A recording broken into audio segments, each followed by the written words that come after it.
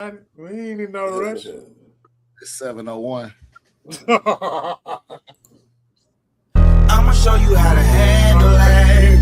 Pay attention, gotta rip your chills right. I'ma show you how to handle it. You know how to squeeze it by the end of the night. I'ma show you how to handle it. You gotta know how to protect your life. You get it in your hands, you can take control. Take control. I'ma show you how to handle it. Pay attention, gotta grip your chills right. I'ma show you how to handle it. You know how to squeeze it by the end of the night. I'ma show you how to handle it. You gotta know how to protect your life. You get it in your hands, you can take control. Take control. I'ma show you how to handle it. Pay attention, gotta grip your chills right. I'ma show you how to handle it. You know how to squeeze it by the end of the night. I'ma show you how to handle it. You gotta know how to protect your life. You get it in your hands, you can take control. Take control.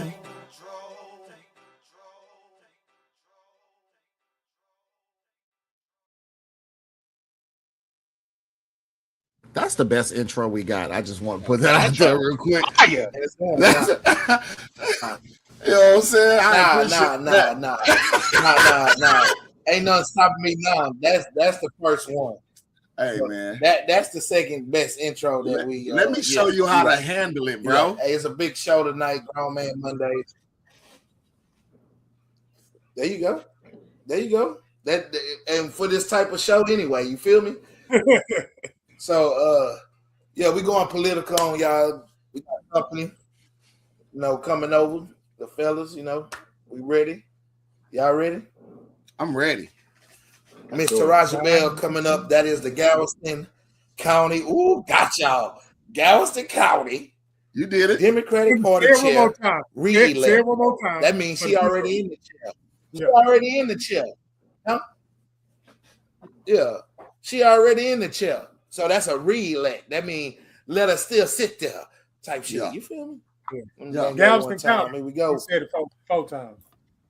Hey. Hello, everybody. Hello. What's happening? What's going on? What's happening? Thank you all for having me. I'm excited to be here today. We happy to have you. Welcome to Grown Man Monday. Glad you're here. Right here at Galveston Podcast, each and every Monday. I'm Black Vato. Come see by me, Train, Esco, Miss Bell in the building. And it's all about your choice. Just use it in the best way today with the politics and things. So just for myself, I'm not more of a Democrat, Republican. I don't get too much in it. Have I voted before? Yes. What about yourself? Come see by me. The last time I voted, I was in college. That was my third year in college. So that's why I'm at. And the same thing you said about it, that's why I stand too. So I'm here to get educated, really. I'm going to be more listening than talking. What? We're going to pass Train. Yeah, Train. Yeah. I am so disappointed in you niggas. Why? Yes, I vote. I don't identify as Republican or Democrat. A lot of people think I'm a Republican because I got a lot of guns and I like my gun rights, but I don't identify as a Republican or a Democrat. I vote in my best interests, which is what I think people should do. But I'm the type of person I like to listen to what candidates have to say, and not only what they have to say, but I also pay attention to what they do.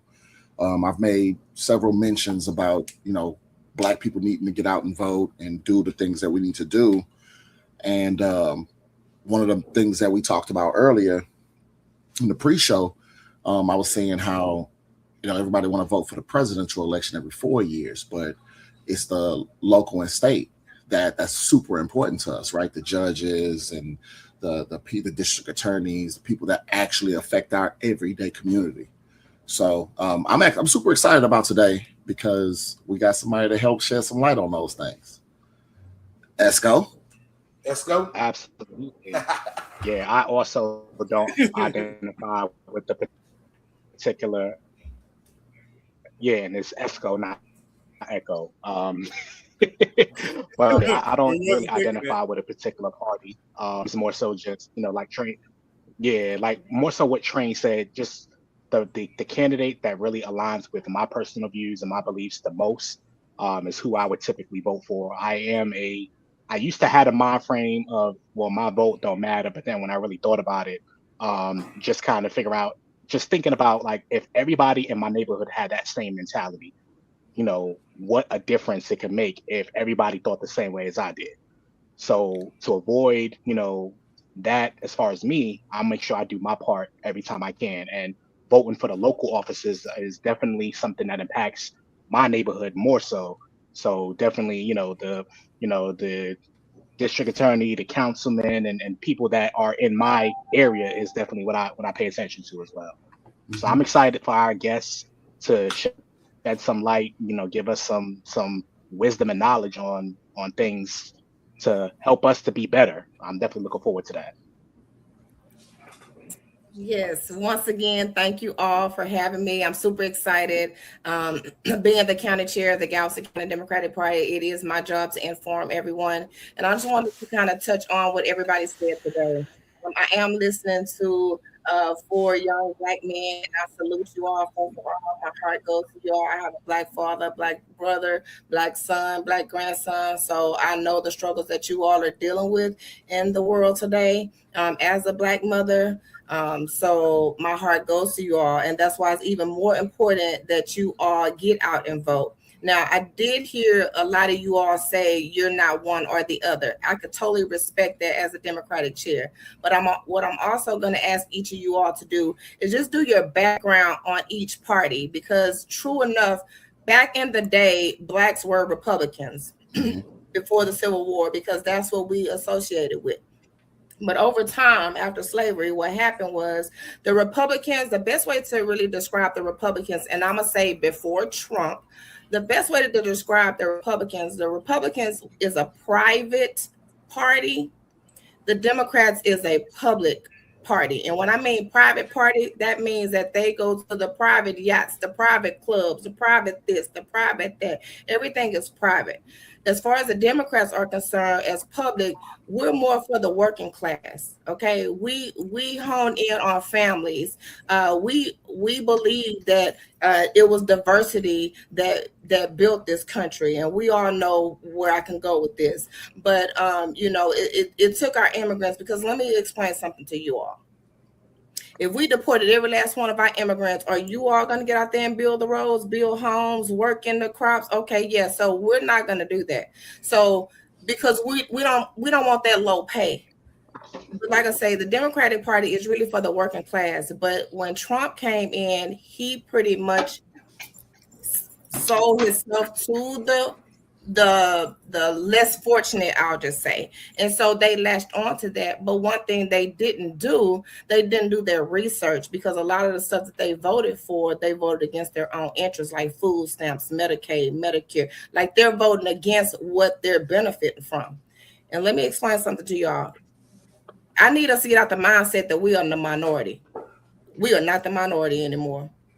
But as long as we keep having that mindset, we will forever be the minority. So yes, every 4 years you have presidential races.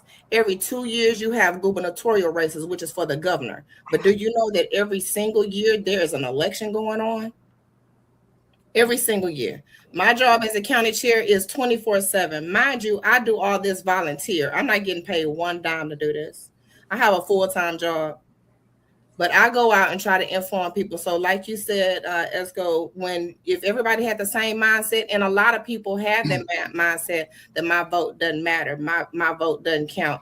Because for one, we're tired of seeing what's going on TV. And so it's called voter empathy. And so after a while, people just tune their ears off to all the craziness that's going on, and not understanding that the craziness that's going on should make you want to get out and do something, get out and participate.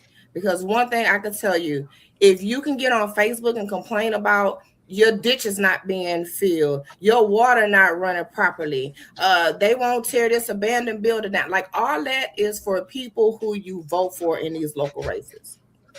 Your city council members, your drainage people, your school board people. like you say, your DA, your JP, your county sheriff. The current county sheriff have inmates wearing hot pink. Come on, really? Hot pink. Wow. Wild. Like, That's it's one thing to take somebody's manhood or whatever, but it's a whole, like, wear hot pink because you want to, because personally, I think men look good in hot pink, if you fashion. So I'm not saying that, but what I'm saying is don't force me to, like, that's just silly to me. Spend your time doing something more productive than trying to make people feel bad about the decisions that they make, because we all make mistakes. So I'm sorry, you didn't ask me all that, but we didn't, but look, no, I like your energy. You know what I'm saying?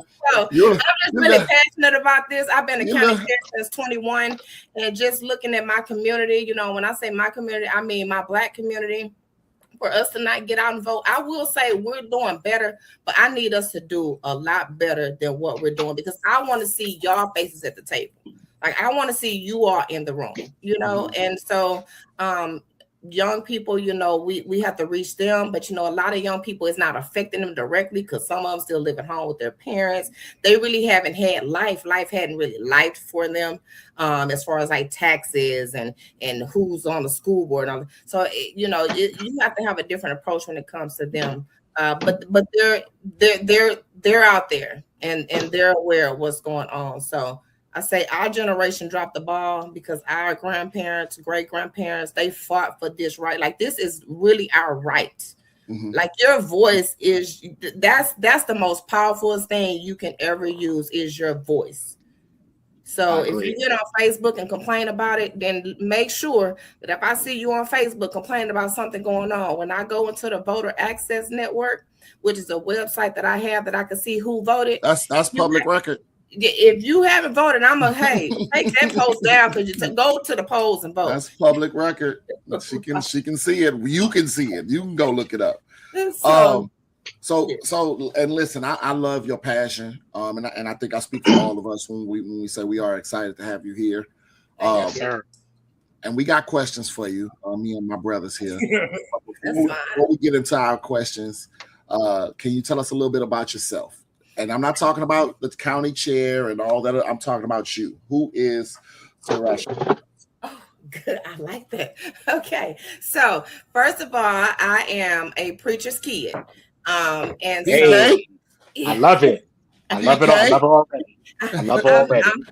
I'm definitely a PK. I'm a mother. I have two amazing kids, a 28-year-old daughter, 26-year-old son. I have three grandkids. Time out. Can we? Yes. I just want to stick a pin in that. I'm gonna have to tell you, like I tell my mama, you don't have no kids. I have adults. Your kids grew up. I have my baby. You have a son, you have a daughter, but you don't have no kids. You're right. Let me retract that. I have to remind my mama of that. So I'm not gonna let you sit out here. You're right. Platform. So let me try it again. I have a grown daughter, that's my baby. She's 28, and I have a grown son, that's my baby. He's 26. Yes, ma'am. and so I have three grandkids, one on the way.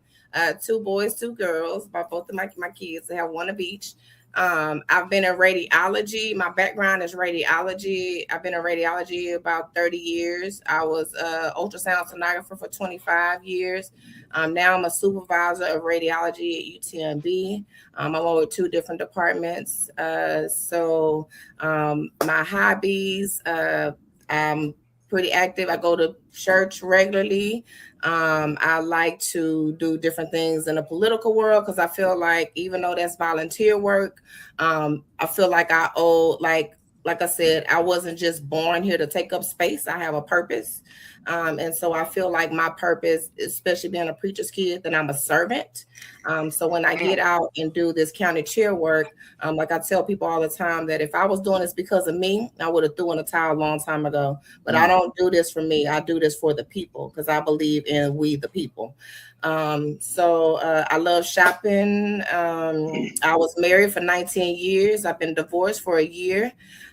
So now I'm just on to the next chapter of my life. My birthday is Wednesday, so I'm all Aquarius. I'm super excited. So yes. So that's just a little bit about me. I love it.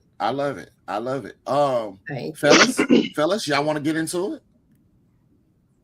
Tarasha Bell, Black History birthday. Yeah. Happy Black History to everybody, though. Also, Thank you. Yes, happy Black History.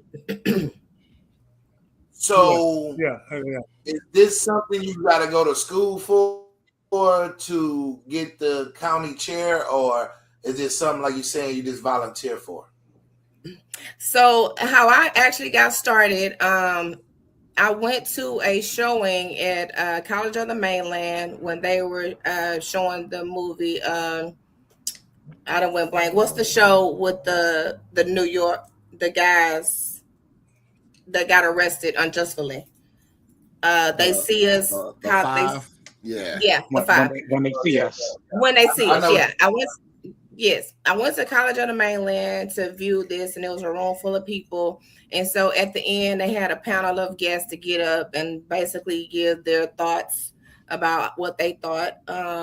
And so it was a couple of things that was said that kind of upset me because, like I said, I have a son that went off to college. And so he come from a 2-parent home, you know, like I'm an old school parent. So I was all about grades with my kids and, you know, how they treat people, being respectful. And so my son actually, he didn't get in trouble, but they assumed he was one of the people that robbed a convenience store. And thankfully for your phones and timestamp, my son was down here at my house for that weekend when this robbery was taking place.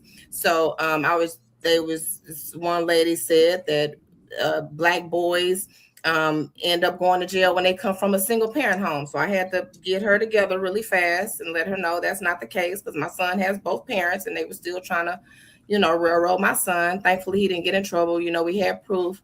So after I finished speaking, a young lady came up to me and said, "Hey, I want to vote for you one day." And I'm like, I wasn't even really involved in anything as far as politics were concerned. So I end up going with her to Texas Democratic Women of Galveston County. It's one of the clubs. And so I joined that club and was the new member new member chair. So my job was to get new members in and register voters. I had to take a class for that to register voters. So I did that for about 8 months to a year. And then they had election time to elect their board members, and they elected me as the president. I guess I was doing a good job at the new membership. So they elected me as the president. So I was only the president and for them for 3 months before the county chair position became open. When the county chair position became open, a lot of people reached out to me and asked me to put my name in a hat. I wanted to get involved, but I thought I was cool where I was. So I prayed about it, of course. I just kind of waited for God to guide me. And so I put my name in the hat and I end up winning by a landslide, really. So I've been county chair since 2021. So that's how I ended up getting this position. So I just really got involved. You know, the best thing to do is get involved and just kind of get the inner workings of how everything works. Because at the end of the day, people see me, but they don't realize it's a lot. I have deadlines I have to meet. I have to file money to the Texas Ethics Commission. So I deal with Secretary of State all the time. I go out of town every 3 months. So it's a 24/7 type of job that, like I say, I don't get a dime for. So I do it for the people. Hey, that was a great question, So, Vato. Thank you. Yes, great question. Appreciate you. And we appreciate you doing what you do and sticking to your belief of helping others in your way and don't receive funds. So I salute you. I tip my hat. Speaking of doing what you do, Thank you. Yes. just to help for some of the people who might not know, right? Because people might see party chair on the ballot, but they're not quite sure what your day-to-day looks like, or how would you describe your role in building the grassroots engine we keep hearing about? That's my question. That's my question too. I'm sorry, I had to slide that in with him, but that's the same question I want to ask in real life. So go right ahead. I'm gonna be quiet. I'm gonna listen. Okay, that's fine. I mean, all of these are great questions, so I appreciate it. So what the job of a county chair does, yes, like I say, first of all, it's an unpaid position. My job as the county chair, like I said, I have statutory duties. So So my job is really, my overall job is to build volunteers. And when I say volunteers, we have precinct chairs. We have 90 precincts, 90 plus precincts in Galveston County. And so each precinct should have a precinct chair, but there are some precincts that doesn't even have houses. So we don't worry about those. But basically, I'm like over the county. Like my position, I'm the county chair, so I'm over the county. So my biggest role is like recruiting candidates, and also during the primaries. Like what we have going on right now is the primaries. So my job basically, candidates that want to be on the ballot, they try to meet me as much as they can because I have influence over votes. Like if I tell Galveston County to vote for you, then Galveston County is going to vote for you. If I tell Galveston County don't vote for you, then Galveston County is not going to vote for you. So that's why a lot of candidates want to befriend the county chair, because we kind of have persuasion over the voters. So I also make sure that every polling location is up and running. I make sure that we have election workers at every polls. I go through those ballots. So when you go to the polling booth and vote, every name that's on there, I had to make sure it was spelled correctly. Every precinct, I had to make sure that the right people were in the right precinct, because House District 23 is not in House District 24. My name will be on everybody's ballot because I'm county-wide, so everybody will have the opportunity to vote for me. So I have to make sure that my candidates are following the rules, not breaking any laws. And in the same token, I still have to do meetings every month. We're supposed to do executive meetings like every quarter, which is 4 times a year, but I have meetings with my members every single month, every second Thursday, because what I want to do is keep my people informed so they can go out and pollinate.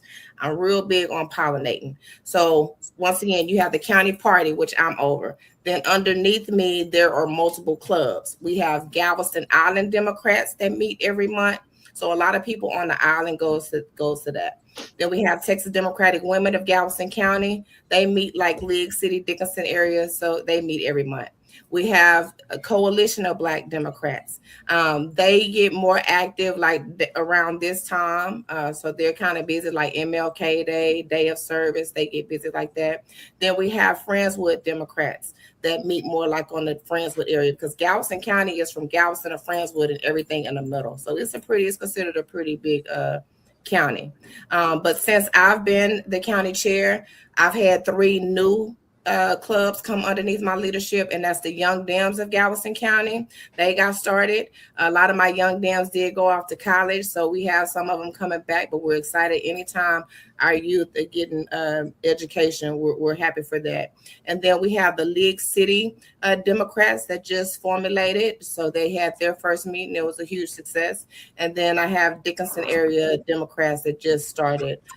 So they are growing as well. So we're just growing as far as volunteers are concerned. But like you have last year was an off season. So that means it's smaller elections going on that we're not involved. This year is an on season. So like last year, you'll have less volunteers, less donations, but that's because everybody kind of resting. But this year is an on season, so we're getting more volunteers, more donations, and it happens like that in cycles. But for me, it's a 24-hour job. You busy all the time. All the time. I want to thank you for sitting down to talk on us, because that's a lot. Yeah, I think it took us a couple times to get me scheduled, huh, Vato? Yep. And we had 13 views solid. We had that. But I will tell you this, like I told Vato, I had a couple other offers to do podcasts and I turned them down, but this is one of the ones that I most definitely wanted to do. Well, appreciate that. Yeah, I'm on it. Podcast, and you is elected as Galveston chair. You feel me? Yes. What you saying? Only coincides. Now, what I was gonna say is, first and foremost, you're always a winner. You're a winner regardless, because you do it from your heart. I was thinking about. I'm gonna tell you something. How in unison this is. In my head today, I was thinking in my head, when you give, and you give with no thought of giving, you're going to always win. And that's why you're in the position that you're in, and you are powerful, and you met up with powerful people on a powerful platform that's silent. And see, your position is silent. Your position is silent, but it's loud. So now that it's being heard, and now that I'm getting information that is needed, see, this is information, and information is wisdom, and wisdom is what's real needed. And everybody, I'm thinking the whole time you speaking, how can I get the youth involved in what she's saying? Because what I'm hearing correctly is you have an influence on the influence, but they need to know the influence. Right. And that's what your position is. Your position need to be screamed louder because it's done with no charge. Yes. It's even a Bible verse that says you don't even supposed to listen to somebody that's charging you. Yeah. Yeah. Esco, you know I'm correct. I always go to Esco. Esco know I'm correct. Esco, if he ain't wrong, huh? Yeah, correct him if he wrong. I was going to do a video saying that, but I'm not going to go there. On this platform, I want to tell you, you are very great. Thank you. I'm glad that I got a chance to meet somebody that's in a great position, because everybody on this panel is great. They know I tell them they wouldn't be on this panel if they wasn't great. But the position you hold and stuff from the heart, it coincides because, man, it takes a lot. I volunteer and coach basketball for 10 and under. You know what I'm saying? So, and that's free. And what you got to go through, and just like you say, everything has politics. When we talked about it earlier before, everything has politics in it. Everything. Yes. Well, thank you. I appreciate that. Yeah. I actually have a question that I want to ask. If I could. So being a man of faith myself is very important that my faith is not compromised in everything that I do.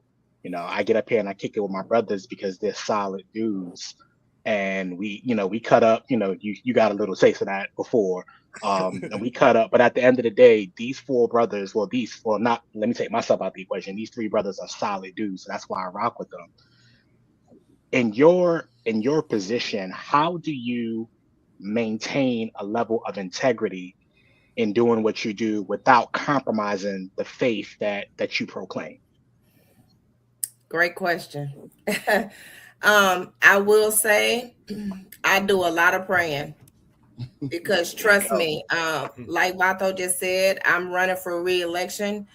This is the first time in history that a county chair has had an opponent in Galveston County. So not only am I the first Black woman to have this position, but I'm also the first to have an opponent. I will say my opponent is being unfair when it comes to me, and trust and believe. Yes, I'm a preacher's kid, but I still have hood in me. Hello. Right. I do. Talk my language now, Esco. I do.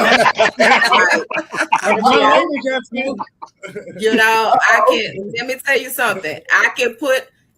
This weekend, I was with the Congressman Ron Reynolds and the Congressman Al Greens and the John Rosenthals. I was sitting right next to them this weekend. But at the end of the day, I can get down scrappy with you. I love it. But I remain my integrity because at the end of the day, like I said, I have kids, I have grandkids. I want to leave a legacy behind. I tell my parents all the time, when I'm going on, I want to leave a legacy because for one, I'm going to be known for being the first Black. My name hopefully will ring forever for being the first Black woman to hold this position. So I want to leave a legacy. When people think of me, I want them to be like, you know what? She came in my life and she taught me some things, or she changed my viewpoint, or whatever the case may be. Because at the end of the day, I'm a firm believer. You reap what you sow. Mm-hmm. And so that's what keeps me on the straight and narrow, because I want to be able, I don't want to go out there and mislead someone or backstab someone. I trust God, like I call him my sky daddy. Anytime I make a move, even with this politics, I confer with him first. And so a lot of times it's late at night or I'm in bed sleep and a voice will come to me telling me what I need to do. So I follow that. I step out on faith, and 99.99% of the time He has guided me in the right way. So I'm not really afraid of these attacks that I'm getting because I know I'm covered. I know at the end of the day, like I told my team, we're going to stay focused. I played basketball from my 7th grade all the way to my sophomore years in college. And when I used to get mad on the court, my dad used to tell me all the time, take it out on that scoreboard.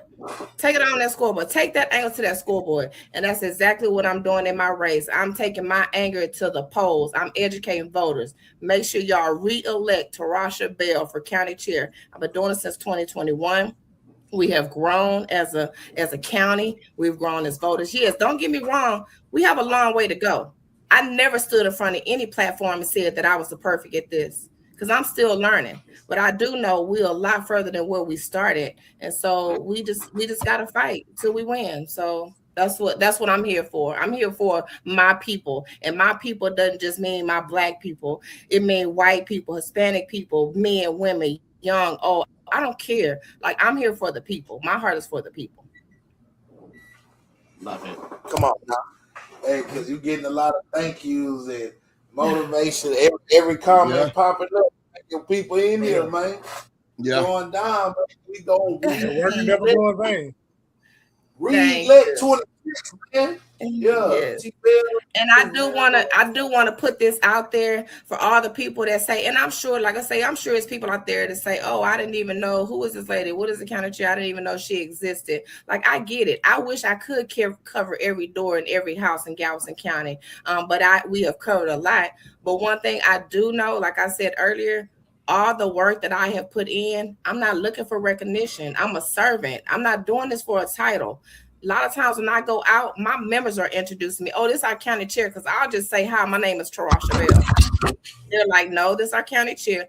Titles are good to have, but I don't ride off titles, because if I can ask any of y'all to come out and block walk with me, you best to believe when you look to the left, I'm gonna be right there block walking with you. Like, that's the type of leader I am. I love it. All right. Yeah, I love that answer. Thank you for that. Thank you. All right, so we got a couple of questions that we're gonna be asking, but I'm gonna get to one of my little nitty gritty. You know, you Democratic Party. So, what is your true feelings on ICE? Period. Or would you like me to start off on how I feel like they're doing their job, and if you're not by the law of what they're serving these warrants for, you have to go back home. I'm just saying, if you're not legally here, I am with that. Oh, man. So let me ask you this question. What? So are you saying that it's a real question for it? This is a real question, and I'm glad you asked. This is definitely a real question. We just had our protest this weekend about ICE. Now, what I will say, I know that's why I went there. I do understand that ICE has a job. I'm not arguing that, because let me tell you something. Whether people want to believe it or not, Democrats, we want criminals off the street. We do. But let me tell you what I disagree with. To kill someone, to take someone's life. Oh yeah. I have an issue with that. Nah. Taking babies, taking a 5-year-old from their family. How would do any of y'all have kids? Yeah. Mm-hmm. Okay. Imagine your child. See, the problem is a lot of people that say, oh, that's what they get. Okay, yeah, that's what that group getting now. But it's going to eventually come to our group. And we as Black people should really have sympathy for anybody going through anything, because we as Black people know how it is to be treated differently. But yes, no, I don't want the criminals over here. But let's face it. A lot of the mass shootings in schools are not immigrants. Let's just call it what it is. It's not immigrants. But when that happens, they don't look like us either. and they don't look like us. But when that happens, oh, that person have mental illness. Okay, well then let's say mental illness, because they say it's not the guns, because people kill people, guns don't. Okay, we'll get past that. And to answer your question, Train, when you said you think Republican because Democrats, because you carry your gun. Baby, let me tell you something. I'm licensed. And Democrats, we pack our guns. I said people. I mean, our pum-pums, I'm sorry. We pack. We have license, we pack. We just want it done the right way. Like, why is the AR-15 necessary? Like, really?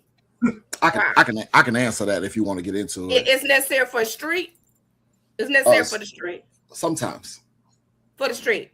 There are so scenarios. you live in that kind of life where you need the AR-15. There are certain scenarios where an AR-15 is absolutely necessary, and your handgun won't get it done. So you said, so that tells me that you live in that type of life. I don't live that type of life. I'm a law-abiding citizen who teaches self-defense, and I teach that with hand-to-hand and with firearms. Time out. But I also teach responsible. AR-15. All I'm saying is they need to do background checks. They need to raise the age to 21. That's all we asking. Just raise that age to 20. An 18-year-old shouldn't be able to have to go in there and get an AR-15. Just raise the age. If you want an AR-15, good. I advise everybody to get an AR-15. Like I told my son. Me too. And my brother. But let me tell you something. If every last one of y'all got AR-15s, watch how fast they ban them guns. Think about it. They will. They'll ban them. And then you can't get them no more. So all I'm saying is, yes, I come from a family of owners when it comes from that. So, yeah, don't let the Republican people tell you that we trying to take your guns. We don't want your guns. We want you to have your guns. We just want you to have your guns in a reasonable way, in a responsible way. That's all we ask for, a responsible way. We don't want your guns because hell, at this point, everybody need to have one. We do have background checks, though. Yeah, but how long do the background? But how do they really wait for the background checks to come back before they issue that handgun? Most of the time. Most of the time they do. Most of the time they do. What happens is not, but that's the problem. It shouldn't be most of the time. It's supposed to. You're not supposed to all the time until the license is cleared. So what happens is there's what is it, the Brady rule or something like that, where if the background don't come back in like 3 to 5 business days or something like that, and it's up to the gun store, and it never stops them from selling. It's up to the gun store, but I can see that. But but you got to think about it, right? And because you can't necessarily change my mind on this, but I do understand where y'all coming from, just from the standpoint that, and I'm talking to both you and my brother Vato here. I understand that from your perspective that you're talking, but the perspective that I'm talking about is from a law-abiding citizen, from a guy who not only is also licensed, but signs off on other people's licenses, right? I go on whole campaigns trying to get people who look like me to say, hey, first of all, have a gun, own guns, own AR-15s, own handguns, all of those things. And I'm also saying do it responsibly, because I believe. So you think 18? Do you honestly think an 18-year-old is responsible? I think they can be. I think if they're properly educated. Okay, let me rephrase this question then. Do you think this generation of 18-year, now our generation of 18-year-old, probably yeah. But do you think the generation of 18-year-olds that's coming up now, do you really think they're responsible? Maybe not, but we talk in the green room. We can't get a straight answer out of you, bro. Like, is it? We could if you shut the fuck up. Break it down so he can chew it. She had to break it down so he can chew it, and he swallowed it. And I'm understanding what's going on. I'm glad that she. I was confused on. Bro. I get what both of them where they at. And I told you that's why I was gonna be quiet and behave. Listen to me. Check this out, Vato.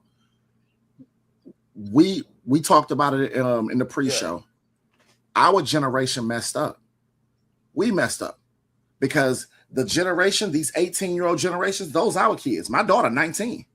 She's responsible. You want to know why? Yeah, you're right.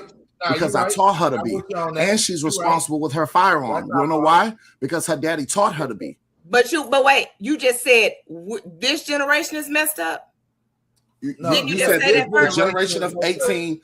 You said, do I think that the generation? Because of us, though. But that's our fault. I blame the parents. It was our job to raise them up properly. That's our fault. He ain't lying. And we didn't do what we needed to do to make sure. And that's why I say, now kudos, hats off to you for raising your daughter properly. You 1 in a million. But I want y'all to think about this. I don't know if y'all pay attention, but you know kids miss school now for mental health days, right? You know, That's it's a thing called wild to me. That is wild to me. Did we have mental health days in school? Absolutely not.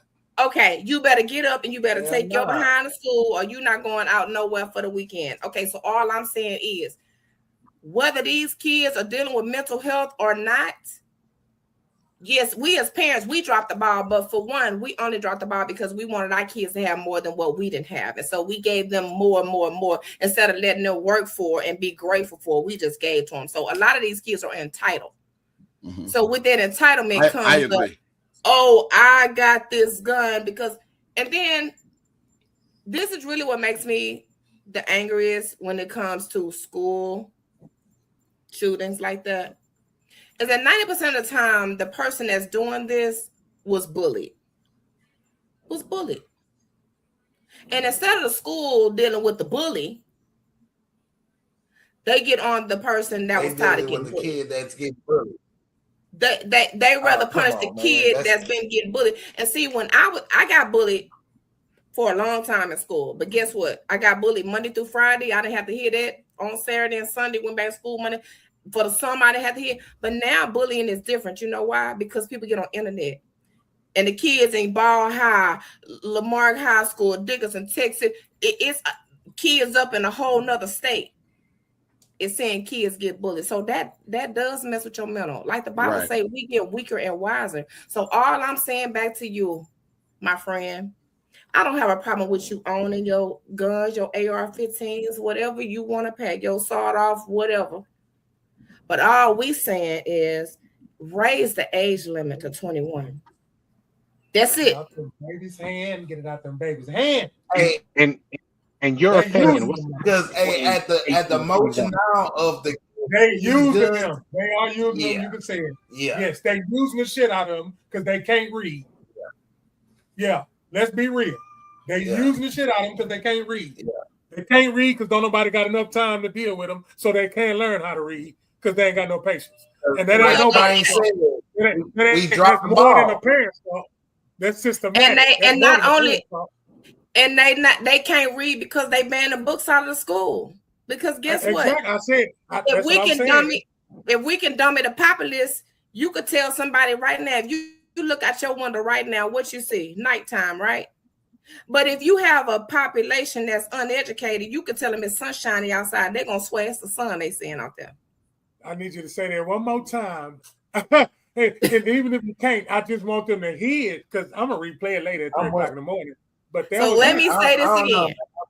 Systematic. They have banned books. They came in and took over HISD. You know why they took over HISD? Because HISD is one of the largest school districts in the country.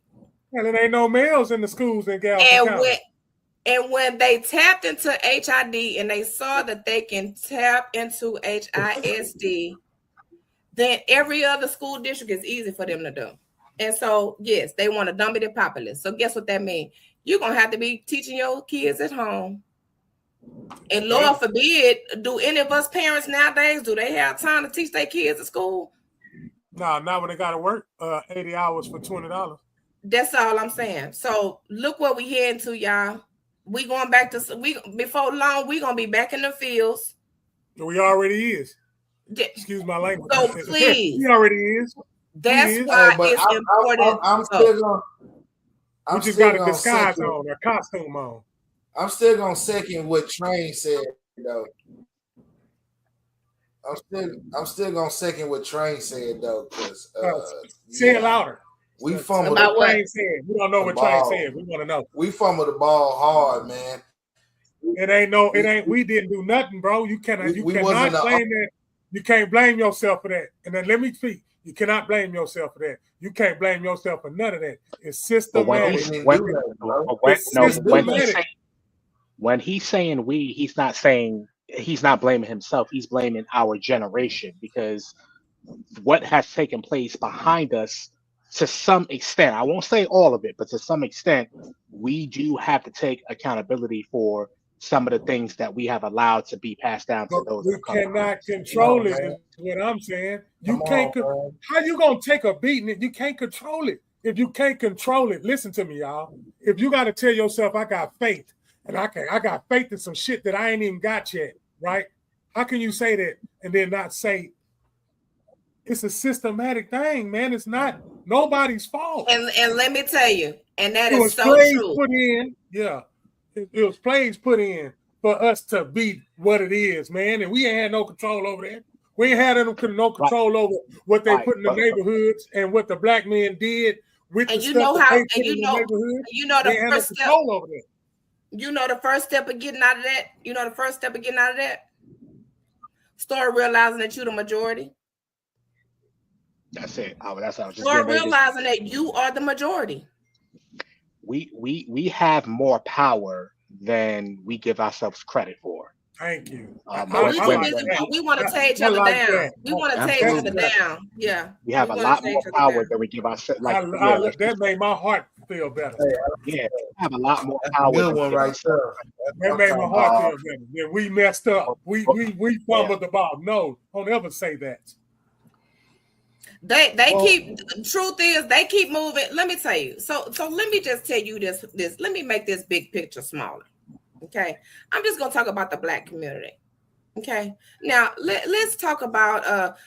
So they set us up for failure really long time ago, and the first place where they set us up for failure is that they took us from our native land. First of all, okay, then the masters slept with our great grandmothers.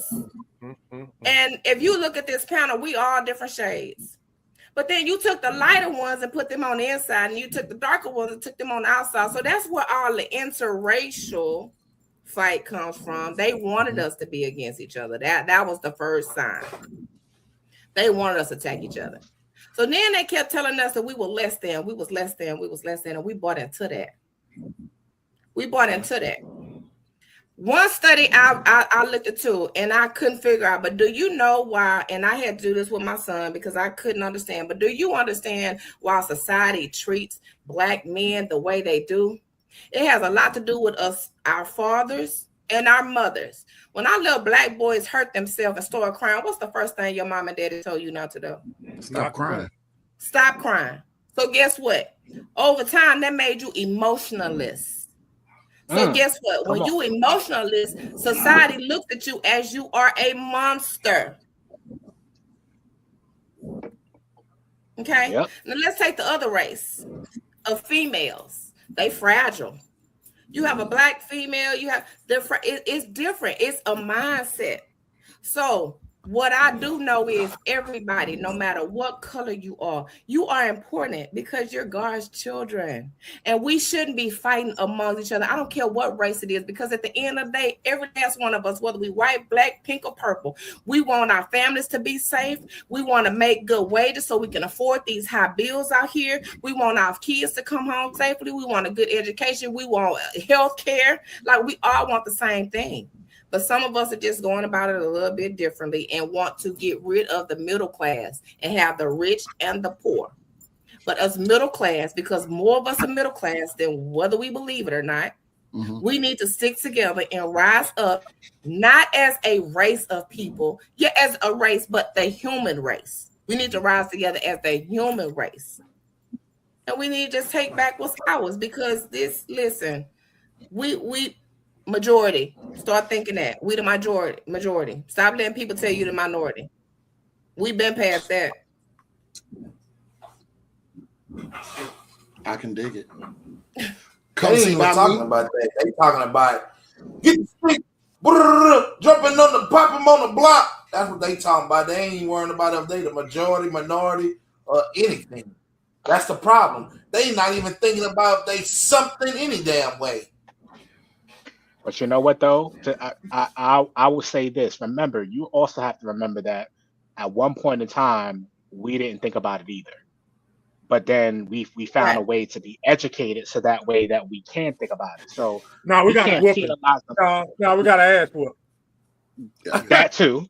That too. Thank you. We got to ask Yeah. whoop. Thank you. That I was too. gonna say, what are you talking about? That too. We was forced. It was a tradition.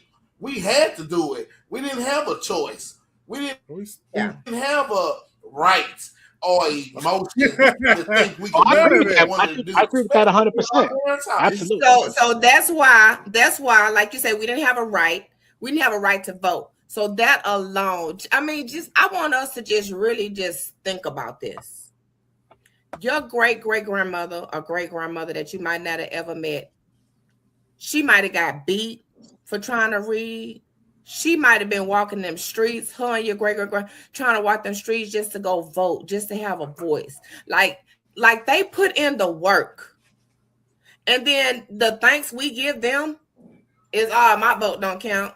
Mm-hmm. It doesn't if you don't go cast it. You're right. It doesn't. You're absolutely right. Your vote does not count if you doesn't cast your ballot. Yep. Absolutely. So if y'all want to see a change, if you want to see a difference, huh? For real. And if you ain't gonna go vote, shut the fuck up. That's my mouth. If you're not gonna vote, please be quiet. That part. Because listen, do your research. Don't just take my word. But one thing I love it. I love every bit of it. One thing I don't do, I'm not finna lead you wrong. Everything I've told you, you can go fact check me. Because one thing I do not believe in doing is misleading people. She said, "Google me, baby." Google. I love it. I told you he's the saint. That's not what he really said. So, Tarasha, I have another question for you. Yes, sir. So, as chairwoman, you led the party through a historic moment where every single state and federal race was on the 2026 ballot has a Democratic candidate. What does this full slate mean for the average voter in Galveston County? So the best way I like to explain this is if you like music and like going to concerts, you want to see who's on going to be on stage, right? Like who's going to be performing tonight. And if it's a good slate of people, then you want to go see that. So first of all, this hadn't happened in years. We have a new state chair by the name of Kendall Scudder. So he's a state chair, whereas I'm the county chair. So he's over the state of Texas.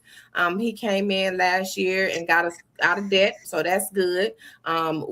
He's expanded the local offices. So it's offices in other cities around Texas, which is good.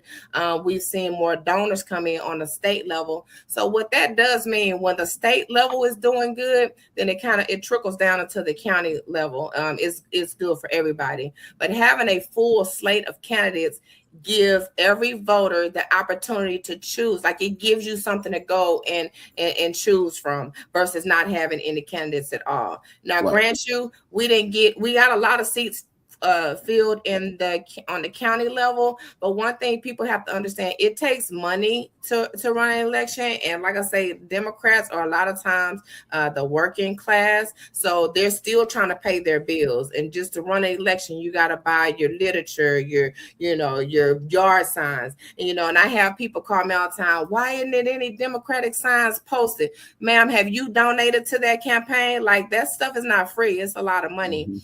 So a lot of candidates are either just cannot afford, and unfortunately, our party will do fundraisers for candidates, but we're prohibited from giving money to candidates. Certain candidates we can't donate to because of TEC. It's a lot of rules and regulations you got to follow. So at the end of the day, I will follow those rules, because if I break those rules, I get jail time. And listen, I like my freedom. Yeah. I'm a law-abiding citizen. Ain't that what you say? Law-abiding citizen, man.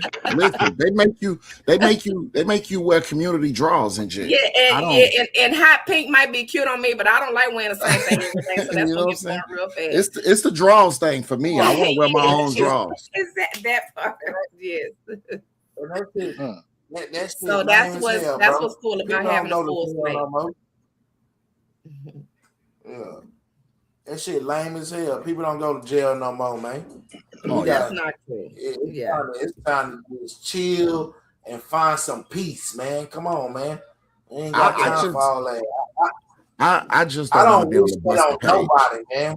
I don't wish that Yeah. on nobody. Not even an enemy, man. I You, really you heard me, Vato? don't. Man, Vato, say it again. Vato, I just don't want to be on the busted page. Yeah.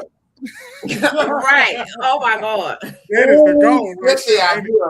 Yeah, I that ain't is trying to the be, goal. Hey, that was I ain't trying to be on that. Listen, they're gonna They definitely are- blast you. is that against the law No, by them it's public posting your record. picture No. up like that? No, it is public record, my boy. Public record. Yeah. Hey, listen, I don't even ride without a seatbelt no more. You hear me? Click it. Law-abiding citizen, exactly. Trying to tell you, I'm pretty fair for a square, baby. Nah, for real. Yeah, for real, man. I ain't trying Pretty to fair shit, for bro. a square. It's nothing like your freedom. Nothing like your freedom. And also it's nothing like being educated. Knowledge is power. I don't care. One thing they can't take from you, they cannot take your knowledge. They can't. Our people perish because of lack of knowledge. Lack of knowledge. So Yeah. I need everybody, like everybody to like, come on, like we can do this. Seriously. All right. I know you pressed for time, so I'm gonna try to get through these questions. I got a million questions for you. So You okay. I don't know how much time y'all gave me, but I pretty much booked my schedule for you all tonight. You got much time of you got information to give out so you can get this chair again, man. Hey, We I trying to can re-elect hang- 26, man. I can hang with y'all all night, so I'm not even doing no tripping. all right, so check it out. Looking back at your current term, what is the single achievement you are proudest of that has strengthened the party locally? So I would say the single achievement that I'm the most proudest of is before I became county chair, the local clubs that I mentioned earlier, besides the 3 new ones, the 4, they were doing their own thing. They wasn't really networking with each other. So when I became county chair, that was one of the main things I did. I got the clubs together. And so they network with each other. A couple, 3 years in a row, we did a county-wide fundraiser, which means that the county and all the clubs, we did the same fundraiser. And after the funds that each club raised, I didn't ask for them to give it to the county party. I told them to deposit it into their club so they can have money. Because like I say, if I win, you win. I'm all about, I'm not just gonna go up by myself. I want to take everybody with me. Selfless. Yes, very much so. So that's one of the biggest things is, and from that joining together, because like I say, it's not about I or me. It's always been about us and we. So bringing those clubs together, Galveston Island Dems mingle with Coalition and Friendswood with TDW and Dixie. So it's just growing just from that type of networking. So everybody knows everybody. When they schedule different events, the other clubs show up to, so it's all we're not just volunteers, but we have definitely turned into a family. I look at a lot of them as my family because I do spend a lot of time with them. They've seen my ups, my downs, my mistakes. So like I say, right now being a candidate, it is a lot of work because I do work full time on my paid job, and then I have my county chair hat on, which is full time right now during the primaries, and then I'm a candidate. So I'm basically on tour, is what I like to call it. Well, I don't like to call it that, but looking at my schedule, I have a real tour schedule of events that I'll be speaking and showing up to. Like my mama say, I'm out there shaking hands and kissing babies, and that's pretty much what I'm out there doing. But I like doing it as long as I know that I'm educating the people that's there, so they can leave there knowing a little bit more than what they did before they came. You mentioned something earlier. I'm sorry. You mentioned something earlier about the redistricting. So, and the coalition districts, right? You said something that even myself, I don't necessarily know what that means, but can you explain in plain terms why Petaway versus Galveston County case is so critical for the representation of our neighbors? Most definitely. Thank you for that question. So redistricting, basically, if you've ever heard of gerrymandering, stacked and cracked and weakening, what happened was, so we have 4 different commissioner districts, right? And so Commissioner Stephen Holmes was the only Black in those 4. And so the area he had covered, like Lamarck, Texas City, Dickinson, where the Black communities were. So every time that it was time for him to run, he was definitely gonna get probably win or either another minority, because that's the district that he represented. And the other 3 positions were pretty much Republican districts. So that was the only district that was actually for us, for all of us. Well, it used to be a law when they come in and draw maps, if it looks like racially gerrymandered, that the state could come in and say, no, we're not gonna play them games. We're gonna definitely be fair in this situation. And so that law was removed this last go round. And so they end up coming in and basically weakening the vote. So what they basically did is, if you have 100, let's say you have 100 people in one area, that those 100 people vote could get their candidate that they want in office. The redistricting came in and took that 100 and divided it in 4. So that has weakened each section of that. So we no longer have a voice. So basically what it is not the voter picking the candidate, but it's the candidate picking the voter. So it was so ugly that 2 of the commissioners, they drew the maps to where it encircled their house and their mother's house. Like, it's not even, it's so jigsawy.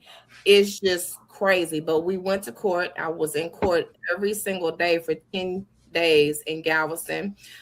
Judge Brown, which is a Trump appointed judge, he sat there. I sent out a call to action email every single day, and I'm happy to say that every single day that courtroom was full.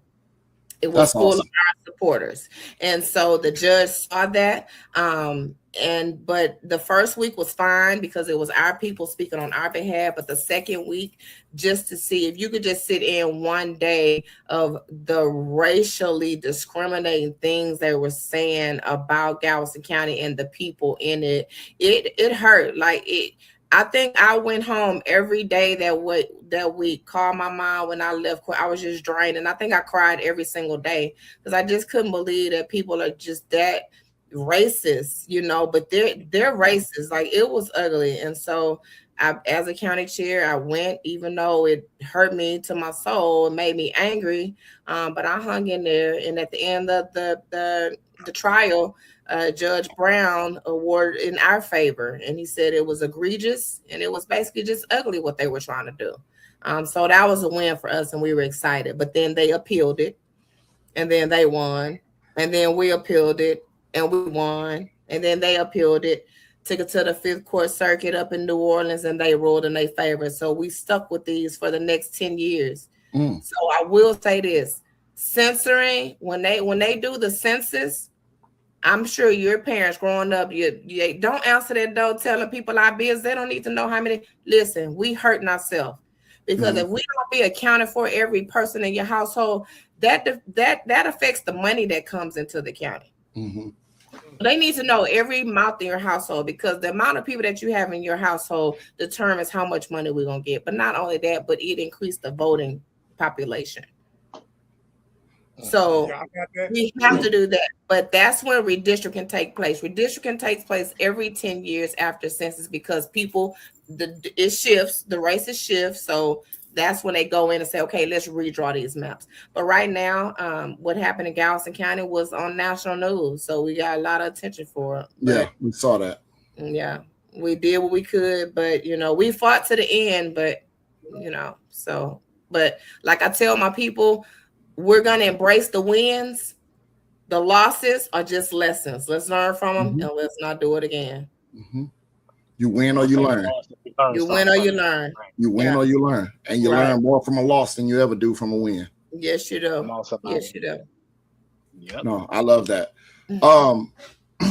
I feel like I'm hogging the interview, and I'm sorry. No, you don't know. You just keep on going. Stepping the foot, and you the instructor. You are doing a wonderful job. Oh, Wonderful job, man. I'm learning. Well, I just learned something just a few seconds ago. so Leave me alone. Let me learn. we talk. Grown Man Mondays is a platform that most of us, we come from the inner city, or we come from the hood, whatever you call it. You know, you got 43rd Street, you got the East End, you got different neighborhoods coming out of Galveston.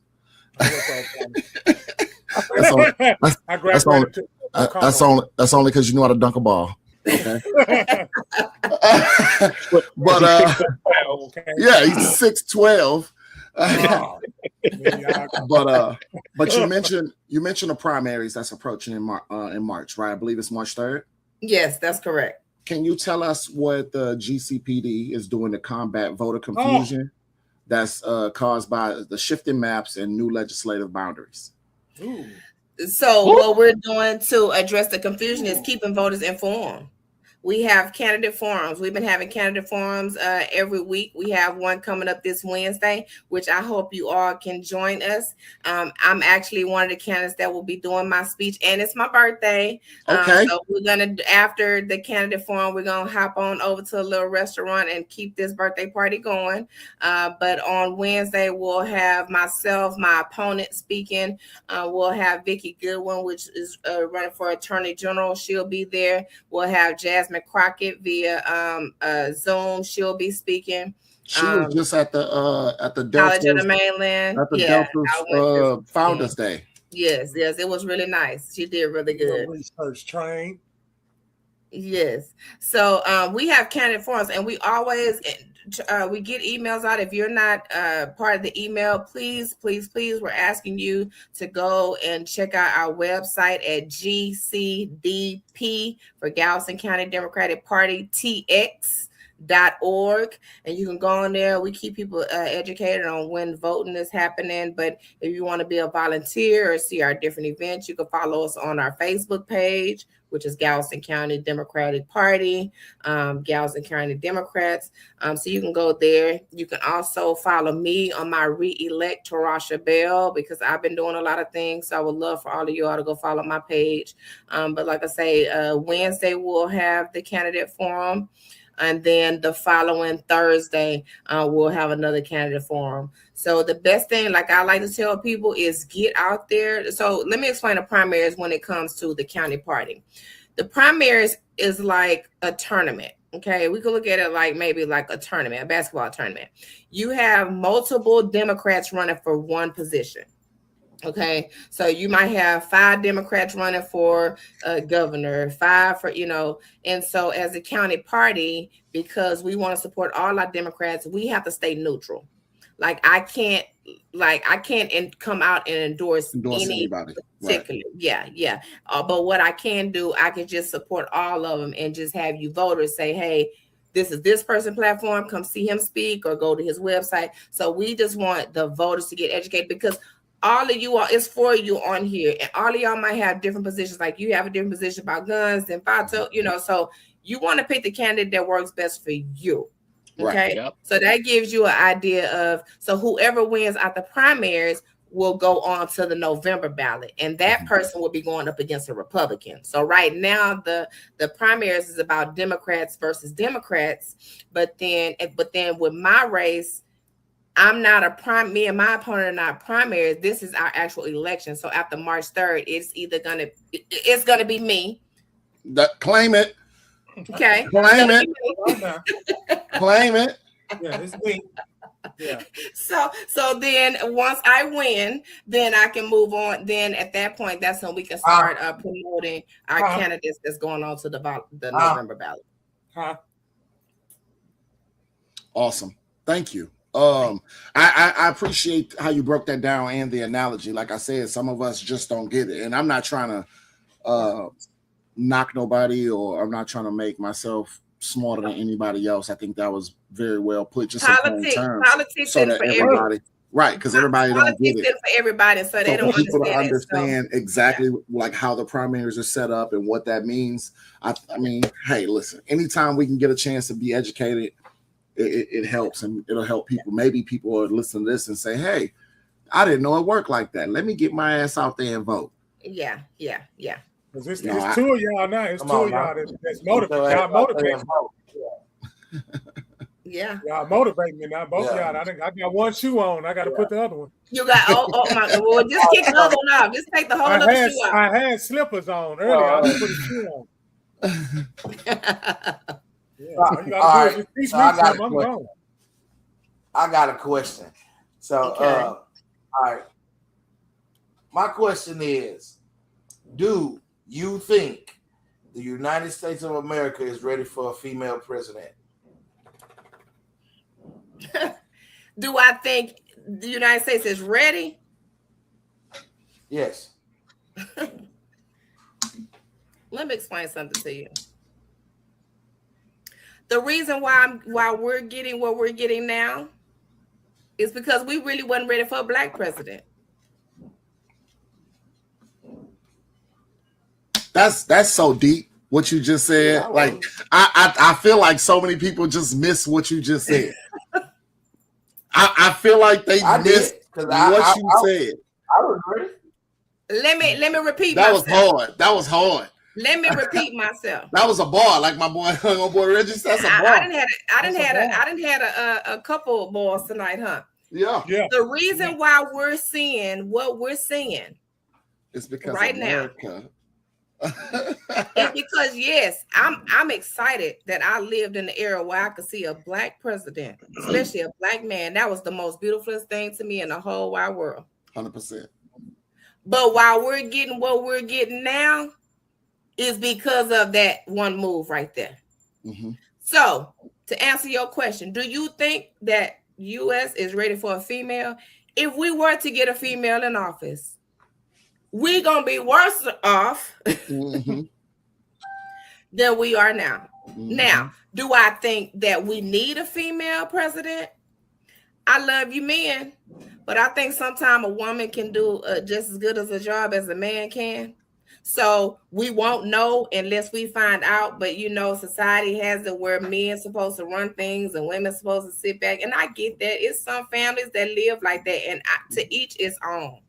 Okay, to each its own. If you come from a family where the man is, I don't want to be the man of my household. Okay, I like being a soft girl. I want to be a soft girl. I don't want to have to come home and run my man. I want my man to take charge. Okay, because for one, when I'm on my job, I got to pay that role. I got to bark orders. I gotta be the boss. Yeah, I got to be the boss. I got responsibility. I have responsibility as a county chair. I have to be the boss. I have responsibility. So when I come home, I need a man to. I Let don't that want be to do somebody that. else's problem. Yeah. Yes, you boss up. But I wish, I hope, and pray that hopefully in my generation when I'm still alive that we have the opportunity to see a female. I mean, just give her a try. We done gave everybody else a try. Mm-hmm. We even gave the aliens a try. We didn't let the aliens come in and tell us what we're gonna do. Yeah, so man, the whole ship then came. Yeah, I guarantee you it can't be no worse than what's going on right now. Not yeah, it is. You're right, because it is worse right now because AI telling what to do now. Yeah. So I would just love to see the AI is a leader now. Yeah. I'd be cool with a female running the country. I can handle that. That's not an issue for me. I mean, your mama took care of business at home, didn't she? Yes, she did. Yeah. But still is. But, man, fuck all that. Let me hit his butt. Let me hit his butt. Let me hit his butt. When it's time to go to war, it's look at his face. I'm trying to hear that soft ass shit, dog. You gonna go to war? They ain't gonna be soft, man. They not soft. I think here's the thing. Personally, I feel like we be in some shit real fast because she get the popping off. I feel like she be a little quicker. Yeah. He didn't just hear me say. He must have heard me. He didn't hear me when I say I can get down with him. Like hey, we might be soft, but we can listen. One Yeah, he thing I missed tell that part. people all the time. Yeah. I don't Just play don't get checkers, hungry. baby. I play I tell chess. you one thing. Yes. Huh? I tell you one I don't thing. play checkers. I play chess. Huh? Yeah. Yeah. Yeah. I tell you one thing. If Michelle Obama run for president, I'm voting for her, and she gonna win. I don't think she want it. She I don't don't want think it. she want no I president. don't blame don't her. want it. I don't blame her. She don't Nah, want it I feel because like- she knows she gonna win it. She don't want it because she knows she gonna win it. I think No, let me tell you. I think what her and her family went through in the Oval Office, you know, they did that for 8 years. I think she experienced that, and she just like, look, we did it. She burnt out. I'm cool with that. I don't Burnt out. need to be in that space anymore. Right. Man, they tore that building down where they played tennis at. She don't want to do all. She don't want to go back. Do you blame her? Do Nah, you blame not at her? all. Not at all. Not at all. Oh, they constantly constantly scrutinized her, scrutinized her children, scrutinized her Yes. husband. Yeah, Who no, I want don't to think she go want through no that? part of Like, that. who really wants to go through that? And honestly, y'all, the president don't make a whole lot of money. I mean, he make good money. He make more than what we make, but it ain't no top dollar. And why was- go through that? Yeah, it wasn't much last time I looked at it. Now, mind you, that was so many years. I'm sure it's went up, you know, just with Yeah, But it ain't inflation just and stuff, but- just no Broadway But high the robbery. president. Yeah, but who wants money when you the president of the United States of America? Who fuck needs money? you really don't need money when you got power. Listen, you don't need I'm money when you got just power, saying. but let me tell you You something. don't need money You when can't got be power. powerful without no money either. I have never seen a That's powerful true. person without no money. Yeah, that's That's true. true. That's true. That's true though. But hey, everybody, Mr. President and me though, so you know what it is. Yeah, you feel me? I don't know. Everybody missed. I walk in McDonald's, you know what it is, bro. I'm walking out with this burger, bro. I'm not paying for it, bro. You are pretty now. So now you want to break the rules. Now you want to break the rules as the president. That's You the want Same to thing he'll get on me about that. For a double Hey, cheeseburger. But he going out for a What burger. double cheeseburger. For a double break the cheeseburger. rules for a double There you go. cheeseburger. But Come He on. ain't paying But for it. You know, I'm one of them kids. I'm one He of them ain't kids. paying He for did it. Yeah, he the president and he a felon. Just Yeah. because he did, Yeah, just because he did it, don't mean you do better. If he How about jump you do off the better? bridge, man. he gonna jump off the bridge. Everything. Yep. Hey, growing up All that. All in that the for a double 90s, we cheeseburger. all wanted to be I'm done. gangster. A McDonald's one too. Growing up in the 90s, we I all know I will wanted buy to be you. I'll buy you a gangster. double Not even a cheeseburger. real Vato. I patty. got you for the Time out, man. Not even a real patty. Time out. Growing up in the 90s, we all wanted to be gangster, bro. Now we got a gangster that's a president. Nah, it's a problem. I don't understand. So let's talk about that. So let me ask you this Now question. it's a gangster in the presidency, and don't nobody want to be gangster no more. Stop. So are you saying so Vato, are you saying that with your president being a gangster that's a flex? I'm just saying it's That man something. is gangster though. He is gangster. He is gangster though. Yeah. Man, do whatever the And let hell me he tell you want to something. do. That's why I He, got to he, pardon he is myself. gangster. He is See, very gangster. And when he come and snatch what belonged to you with his gangsterism, then what y'all gonna say at that point? Well, that's why I got They already- AR-15. The Man, history y'all- repeat itself. Come Nah, on, just- man. Time out. Time out. Can I History answer? repeat I heard that, Can I Train. I heard that. Can I answer? So If you that's- try to that's- come and that's- do what? Hey, you know what? Y'all said that the last 4 years he ran president, he didn't come and do shit. Y'all said that the last 4 years when he was, Okay, let me explain he something. didn't This man, come do shit. he only okay. This is what I want you. Do nothing. This is what I want you to think Okay. about. He's only been in there for a year now. 1 year. Okay, ma'am. And in the next 2 years that he got left 3. after this year passed, 3. He got 3. That 3 boy months. Riffin yeah, took a but little after off. this year passed, he'll have 2 more left, and it'll be like, so what? Because he ran 4 years already, and he didn't do shit to us. He just ran his mouth and became the celebrity president that he is. Y'all giving him too much hype, bro. Y'all already say the president don't do nothing. He don't say nothing. He don't run nothing. You need to go No, to your no, local. I people. didn't say that. I didn't say. Let me tell you Well, how. most people tell us to go local to vote, and the president really, it don't matter if it ain't local if you ain't voting for them, right? So why are we worrying about somebody that really don't run too much then? That So boy let me good. tell you. I'm glad you asked that question. Thank He you hear for what he asking. want to hear. So let me tell you. So since he's been the president, them white hoods then turn to red hats. Hey, Okay. hey, Let's and they start there. bold, ain't they? Them white hoods and turn to red I know. hats. And them They red disrespecting hats, though. They the red disrespecting. hats are loud and they're disrespectful. Yeah, they are. And they want to cause a civil war. Because once they cause that civil war, then martial law can be in place and this man will stay in presidency for as long as he wants to. Mhm. So when you say he hadn't done anything, you might not think he's doing anything, but he is doing a lot of little things that you're not going to realize until they get too far out of hand. And then you're going to be sitting there saying, what the hell? Where was I when all this was going on? He's doing it right up underneath your nose. So that's why I say, stay educated. Just stay informed. Yep. Because it might not affect you, There's nothing Bartho, but against if you you have and daughters and sons, especially daughters, yeah, your daughter's gonna be affected. I want to switch gears if we can a little bit. Yes. We see a lot of debate in Austin about school vouchers, right? How would a Democratic victory in 2026 change the trajectory for Galveston County's public schools and our teachers there?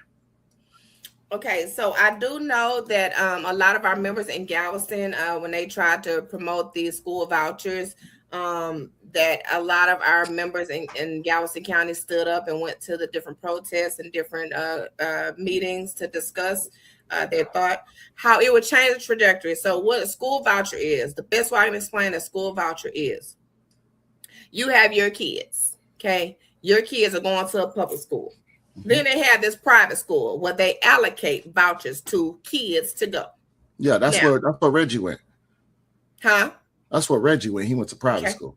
Okay, he went to private school. So some of us had that option though, right? He played basketball. I wasn't that good. Yeah, so he had that option.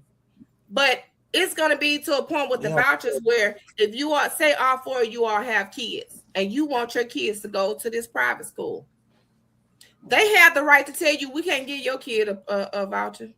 Mm-hmm. And guess what? Because they removed DEI, they don't have to give it to you. So you're going to have all these minority kids going to one school and all of these other groups of kids, richer, because like I say, this ain't even about race no more. This is about class. It's about class. You know what, though? You know what that sounds like to me? That sounds like segregation. Mm-hmm. That's exactly what it is, but they doing classism segregation, not the racism. Rich and the poor. It's the rich and the poor. She been saying they're trying to get rid of the middle class. She giving y'all the game. Listen, we have to look at the big picture because we just want to look at the right now. But if you look at the big picture, like I said, so these rich kids gonna go to this private school, and these poor kids, our kids, they going to this public school. Now, you know who paying for them rich kids to go to school, right? Not they rich parents. We are. Tax dollars. We are. While our kids over here getting the less fortunate teachings and the no books and they kids over here going to school learning what they want them to learn, not teaching them Black history, not teaching them the proper things. They feeding them what they want them to know, that we should be proud that we were slaves. Let them tell it. We should be honored that we were. That's what they going to teach them rich kids. But us little poor folks, middle class, our kids going to have to go over here whether we want to or not. Kids with disabilities. Kids with learning disabilities, with handicap, they're not going to benefit from these school vouchers. So getting rid of school, first of all, once again, like I've been saying from the beginning, I'm about we the people. And if we can't we the people, then we don't need to none of the people. Was that another bar, Train? Was that another bar? That was another bar. He That was the another rapper. You on time? You gonna have a That soundtrack? was another one. I told you I'm gonna have a soundtrack for it. Another one. Yes. I told y'all I believe an armed people is harder to oppress. So The who? an armed people are harder to oppress. They are. So you take that how you want. Yeah, I took it. I feel every bit of it. Yeah. It's what I believe. Yeah. Yeah. Mm. I have some more questions for me. I'm from I do. planet Earth.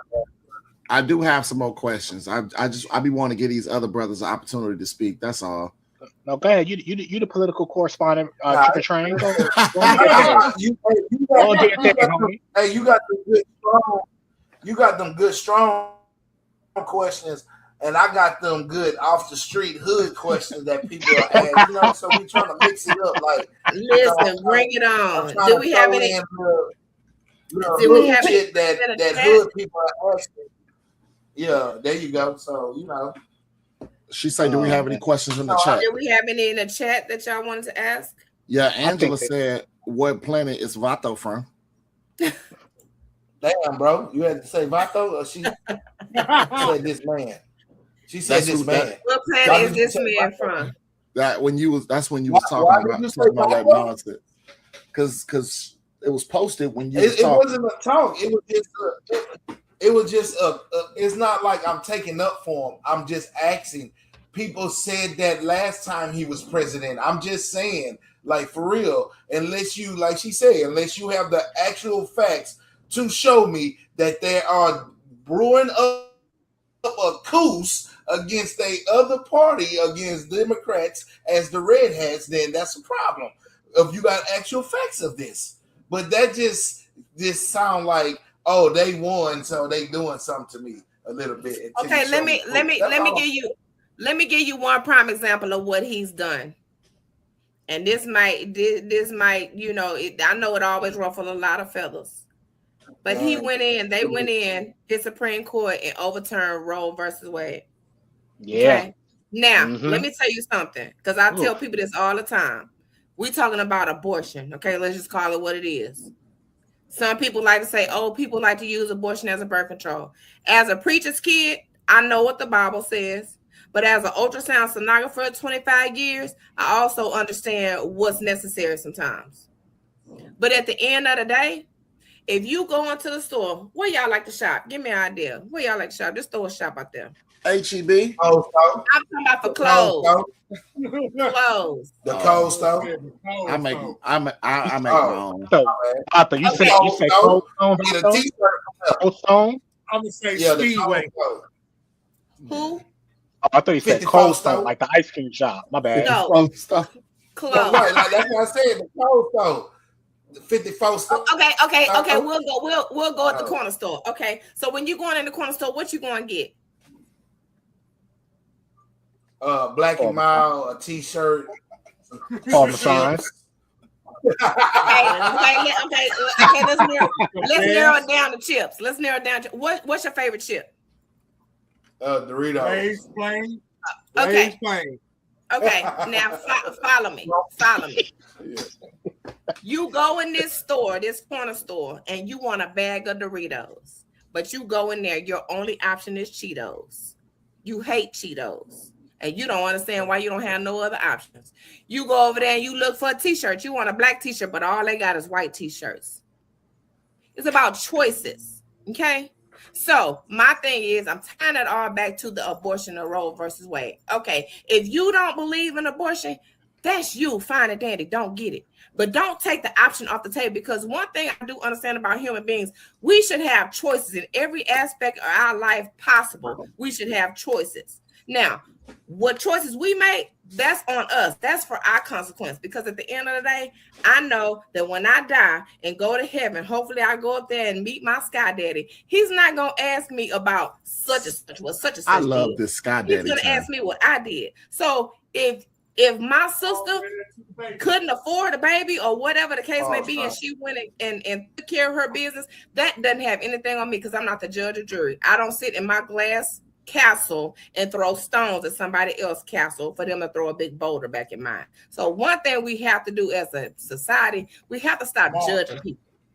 Because everybody going through stuff. And nowadays, the society has become, everybody is so hateful and sensitive at the same time. And I just can't understand, because that math just doesn't math for me. They're hateful. Understand that. How the fuck you hide? How you hide and cold? How you sweet and sour? You don't sit your motherfucking, for real. You called that out. Go ahead. My bad. I didn't mean to stop you. That's all I'm saying is people are so hateful and sensitive at the same time. Like, I can say whatever I want to you, but when you shoot back at me, then I want to, no, baby. Stand up, woman up, or either you gonna go somewhere and sit down and just shut up. So that's where I'm at. They gonna cry, boy. They gonna cry. I can dig that.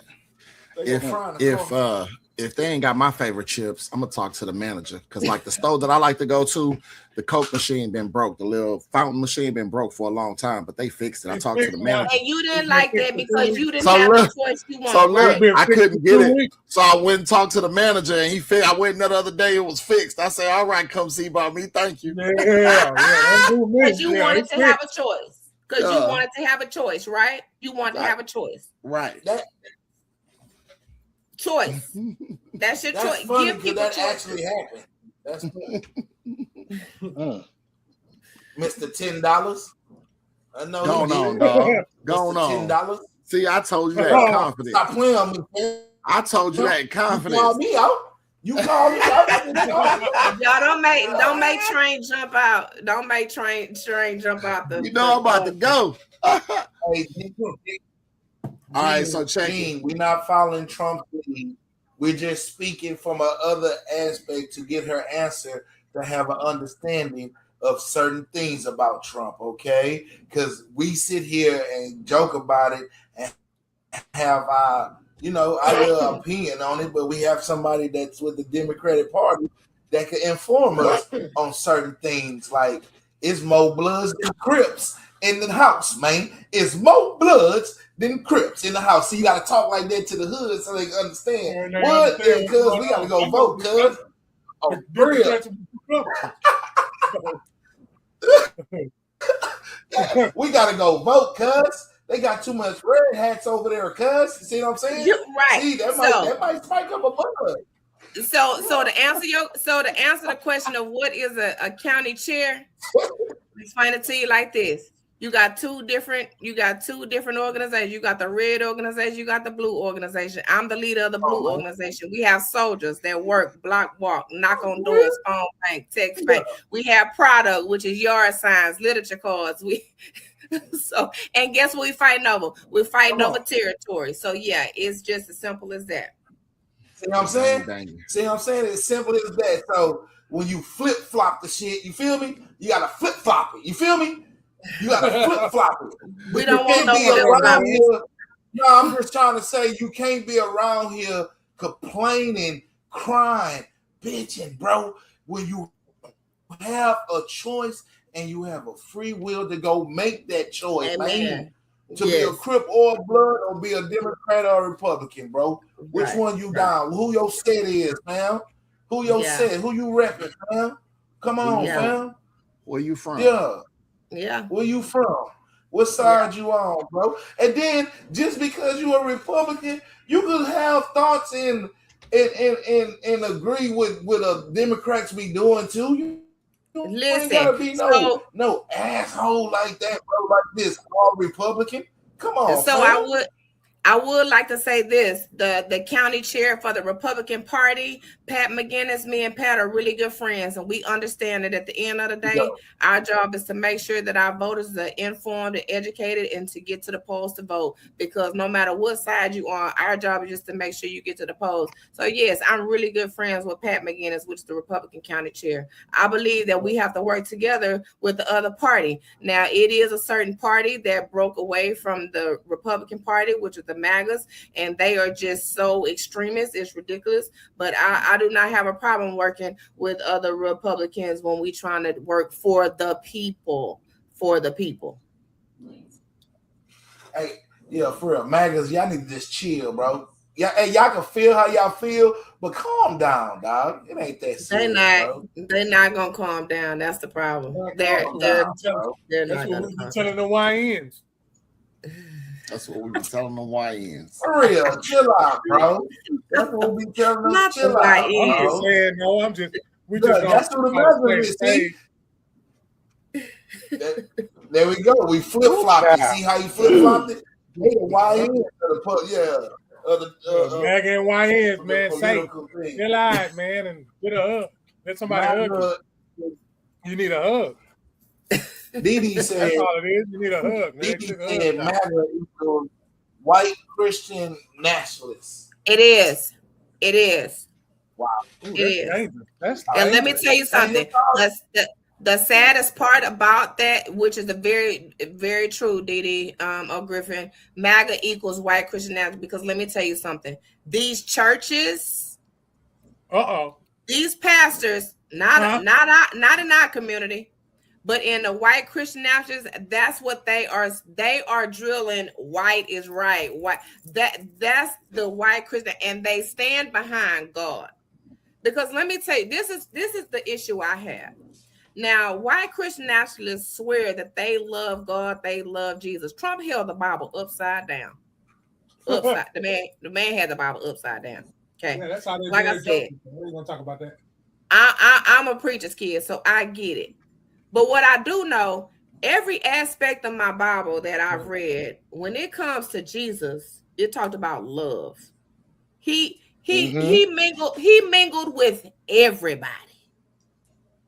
The leper, the whoremonger, the this, the that, the other. He didn't shun anybody.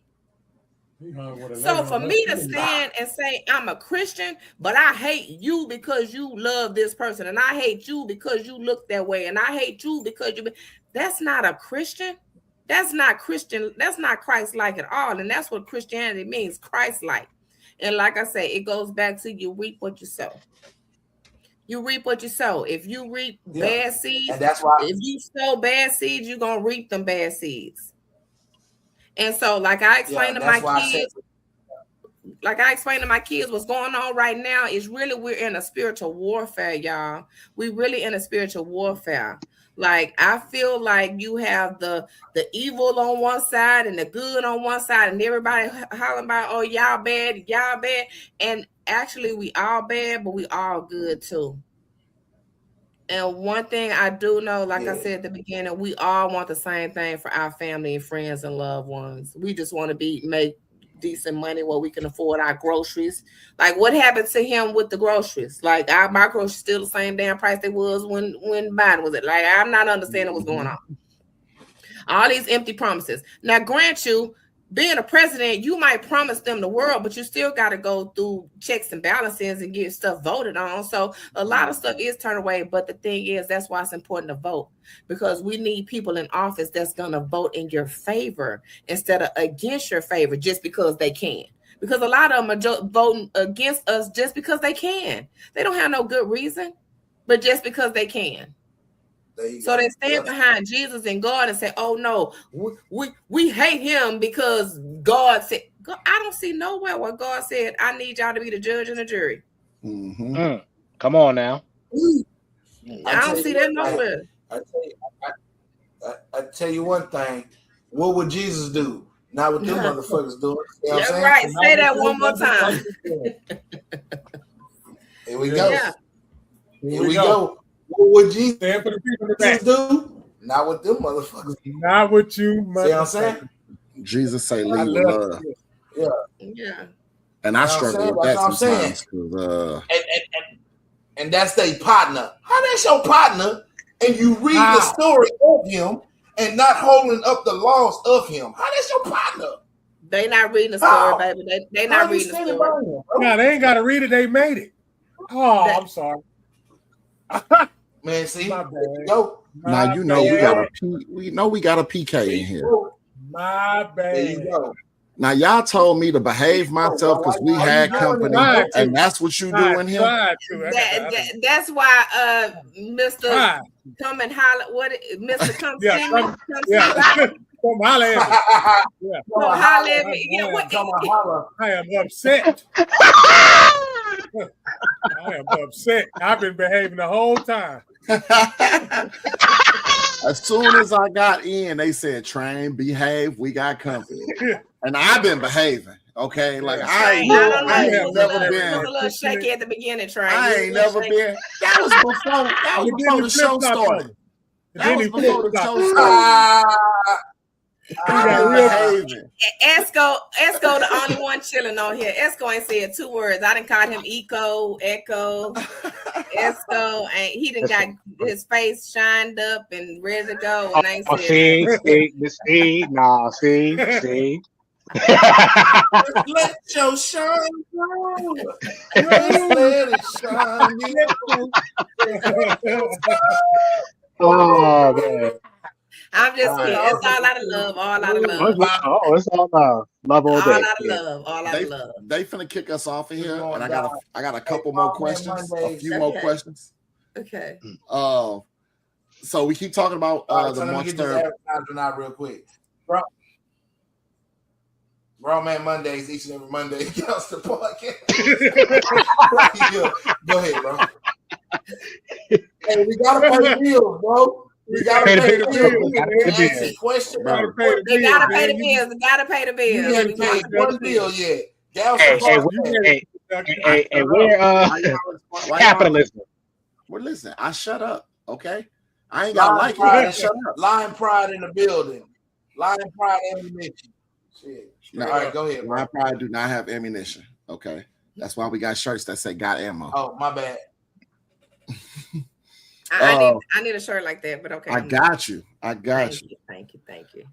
So we keep talking about the March 3rd primary, right? And March is next month. We're about a month out, right? Yeah. Over 22 days left.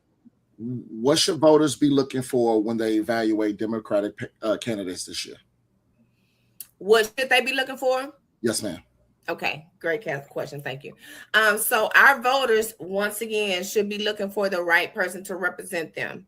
They should look for someone that now, grant you might not agree. I don't think it's any candidate that you can agree with everything they're saying, but if you can agree with at least 90% of what they're saying, that's the candidate for you.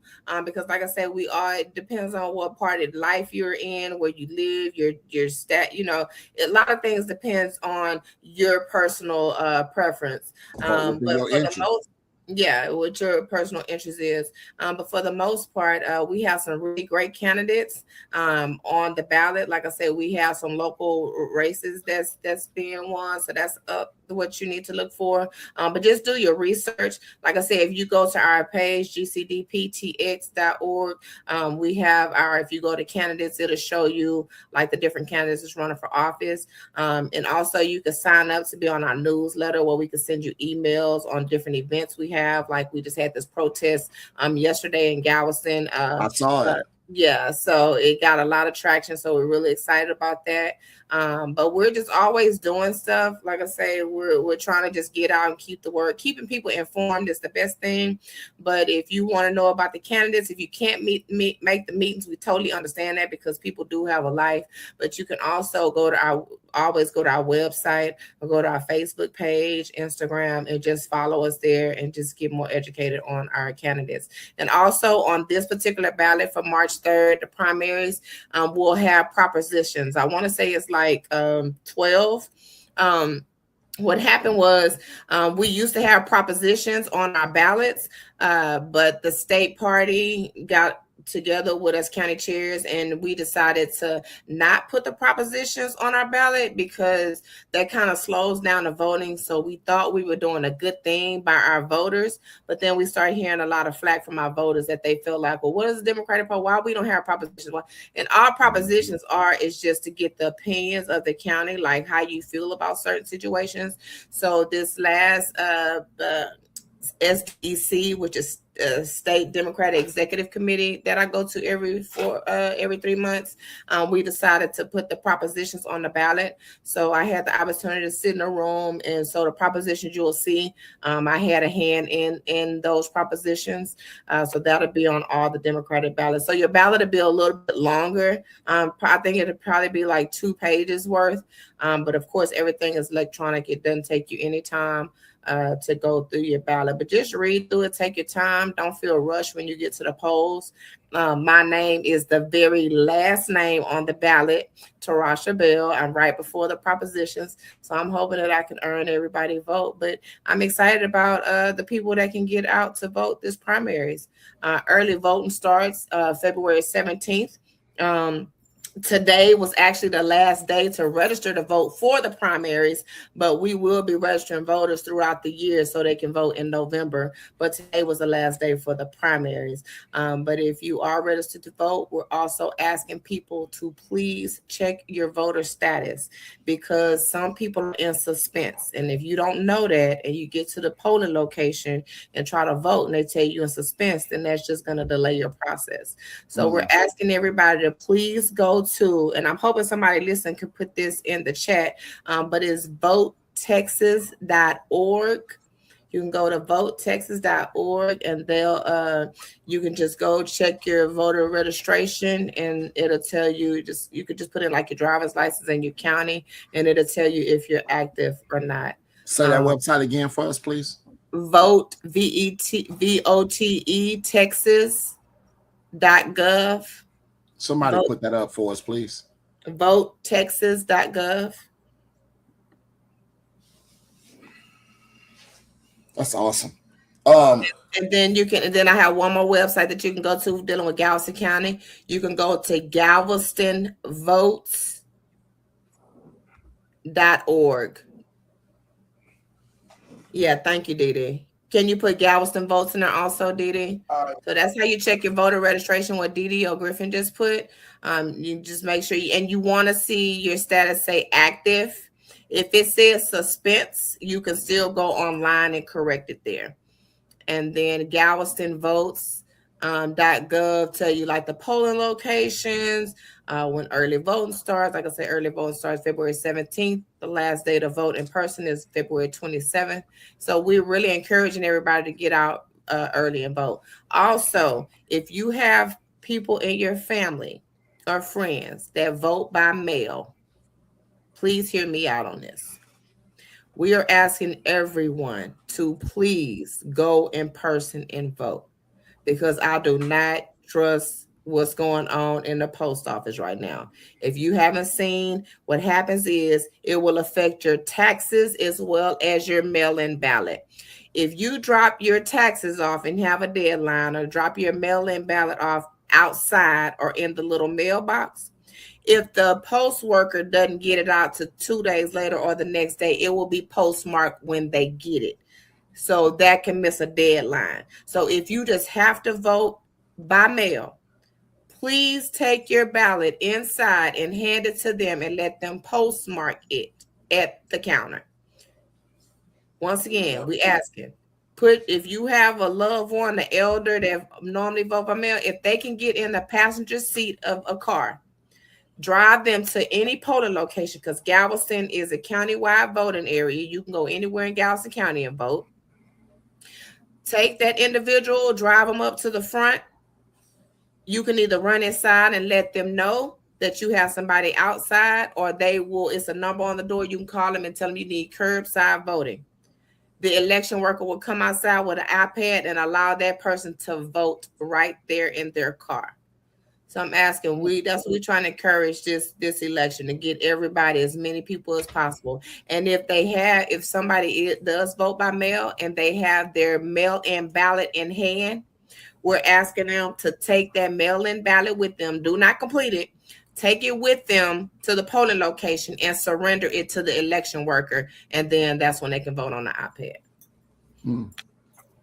So what is suspicious? Suspense. Suspense. Suspense.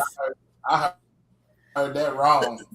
Suspense is like being suspended. Suspense is like being suspended. Anything nowadays for any reason. I'm sorry, y'all. My dog is just doing the most down here. I thought he knocked me out. Okay, so he kicking stuff.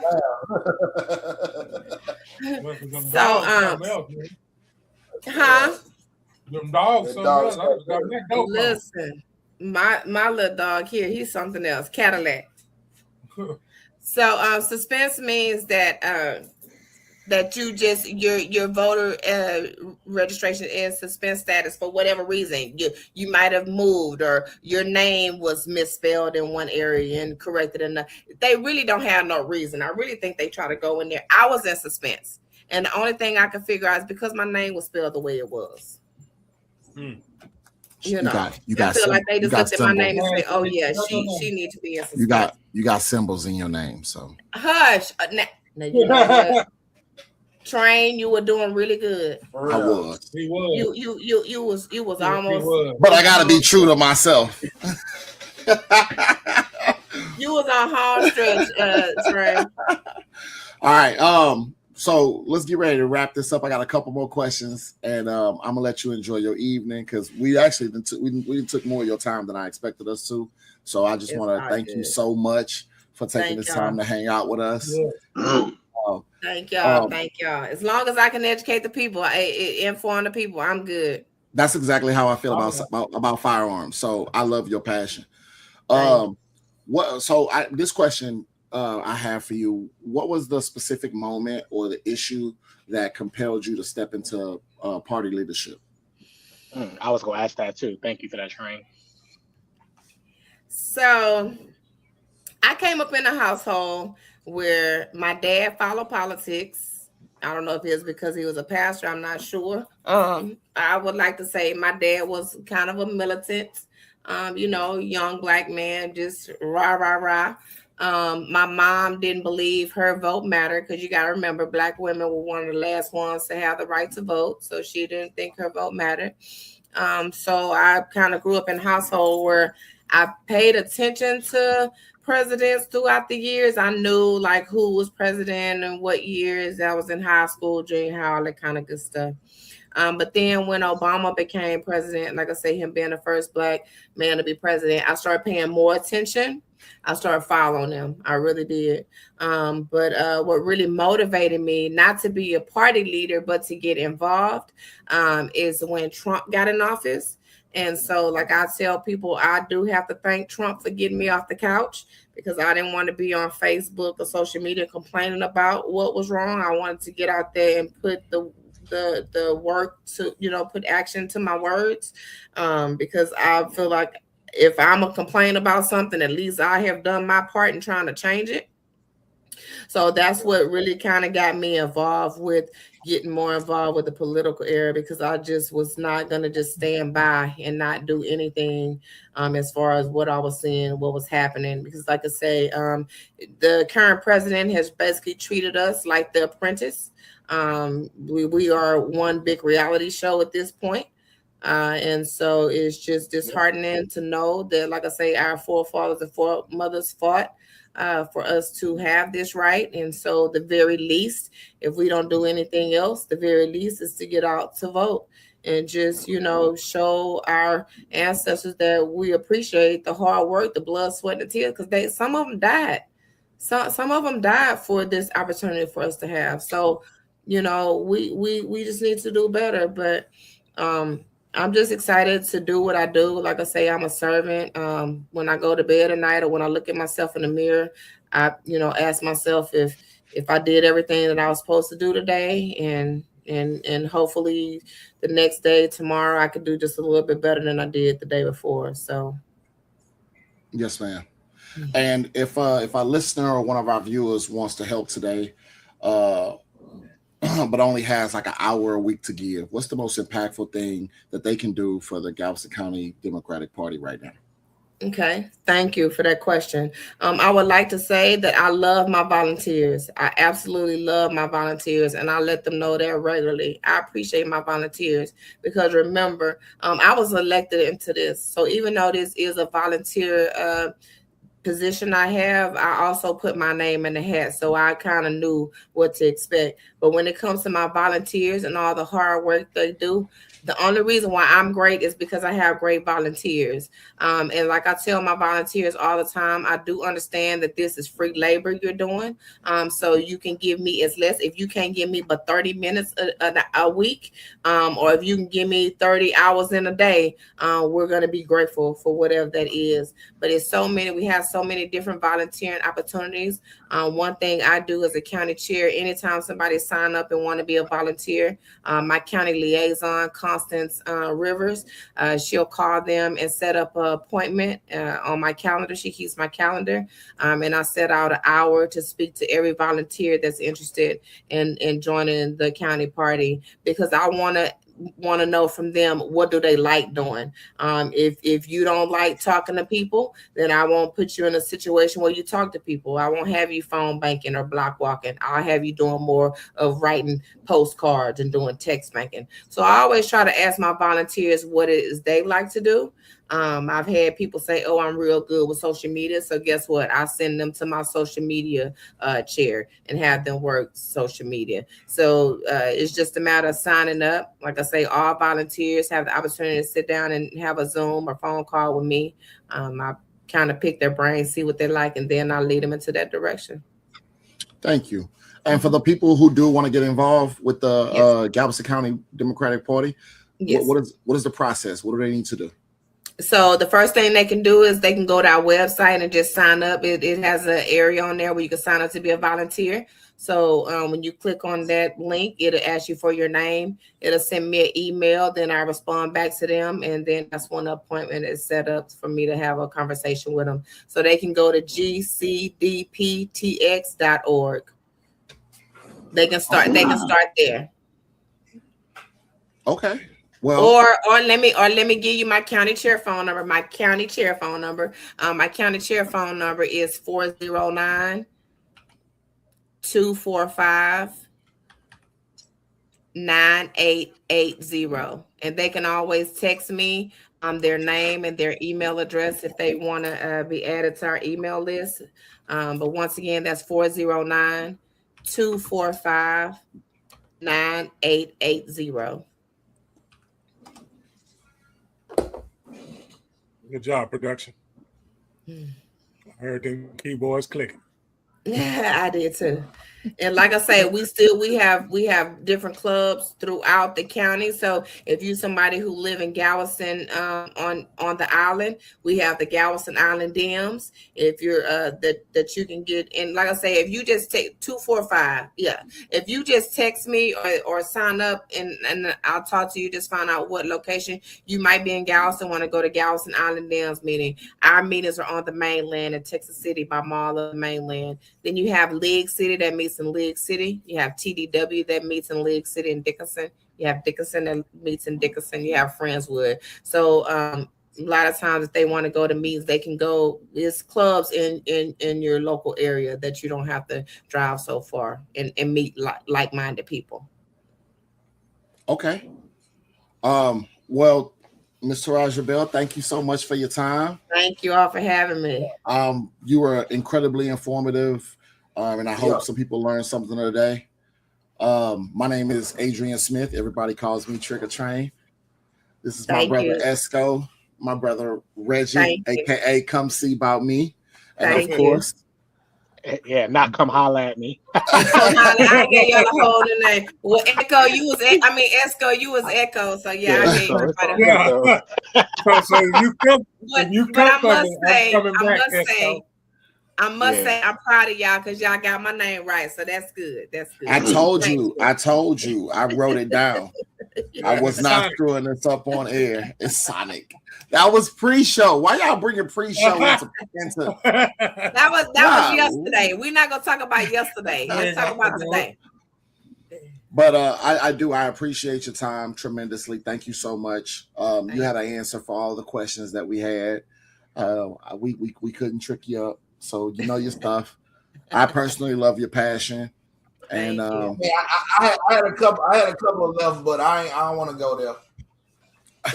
You had a couple questions. Nah, it wasn't a question. I told you I'm on the hood side. I'm just throwing stuff out there to see what Let me hear your hood. Come on, bring me your hood. Do we have time? I got one more hood one for you. We gonna get out of here. Okay. Yeah. Do y'all as the Democratic Party feel like y'all fumbled the ball with this housing program stuff that y'all had set in place for people that was really lazy, didn't really want to use the system to grow and build and take fathers out the house? Because hold on, if I'm not mistaken, the Democratic Party is the one that fought for this, for them to have the housing, and that was part of the stipulation. So I'm just gonna ask that. Go. The Democratic Party is the ones that fought for it. We didn't take it away. We didn't take it away. Stipulations of the father. So I'm asking, the stipulations when the fathers can't be in the house and all this other stuff, do that rely on y'all or the Republican side of allowing these bills to get passed? That's the Republican side, sweetheart.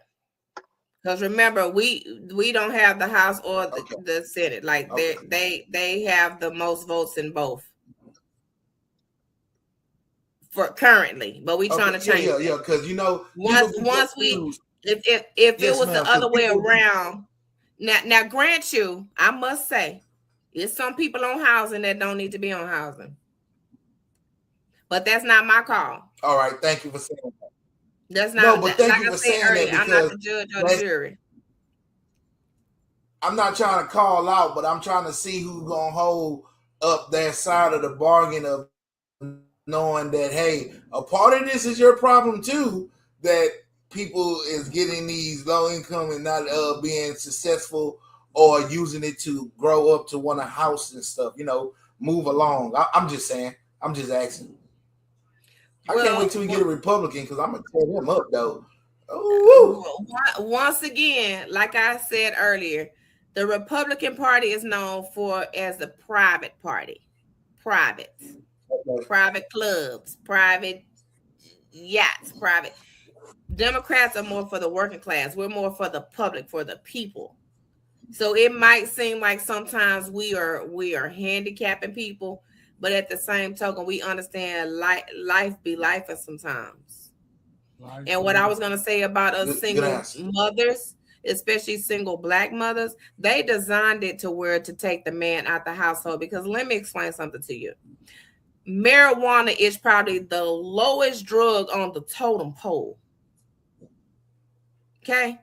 Yeah. But because of the odor of it and because of where it is, and them grant you, marijuana is in every neighborhood. But the people who really need to be in jail are the hardcore meth. You can't smell meth. You can't smell heroin. You can't smell cocaine. But weed. The quickest way to get Black men. You can smell crack, though.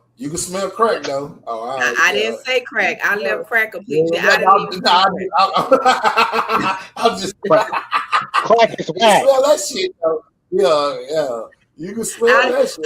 I didn't say crack. I said I listened to one. No, I'm joking. When it so what happens is they purposely take the male role out of the house, leaving a mother there to raise her kids.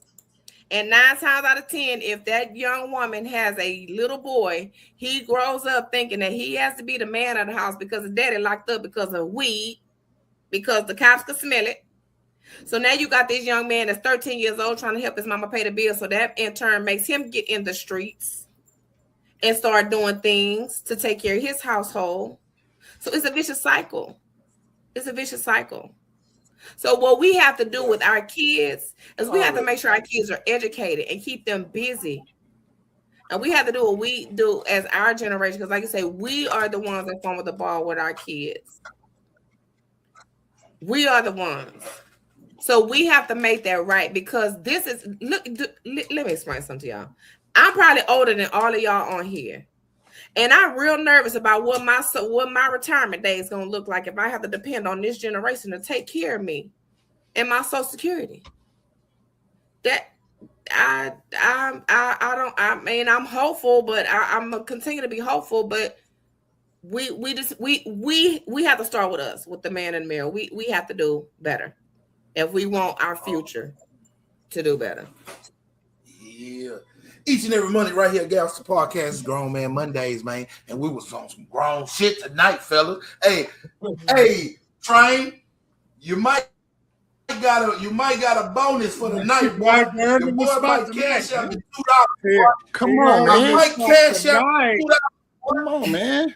Boy, you was like Don Lemon, not chill. Boy, you was see me? questions. No, I'm not I that got the notepad. Not I got the that notepad.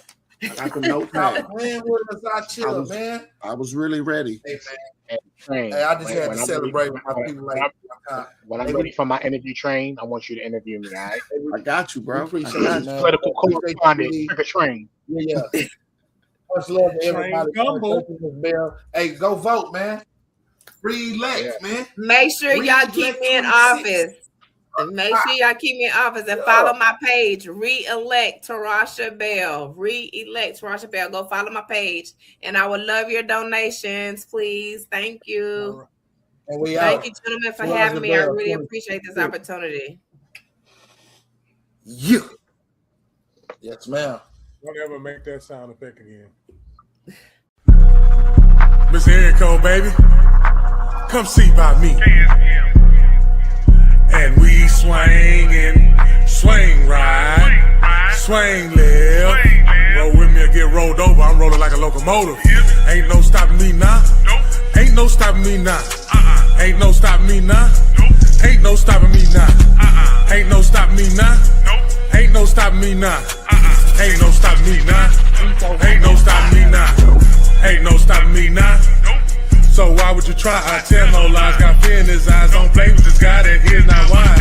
Play my hand right. Got pink Sprite. Styrofoam white. Top 8 ice. She's so shy. She still try. These lame ass niggas, they so tired. Stay getting money. Try to take from me. Rap like a mummy. Can't say nothing. That's his money. Bring it here, honey. She work for me. Fly snow bunny. Whatever I said, I done it. Talk girly. Run me my money. Drip hard. I keep water running. Stack hard. Thumbing through blue hundreds. Summing up. Take nothing. I'm funded. Hear nothing. These rappers be mumbling. Run it up. Magician with the numbers. Cold winters. It's bands in the summer. No, really. I'm just being honest. Graduated and hustling with honors. Beat the case, not guilty, your honor.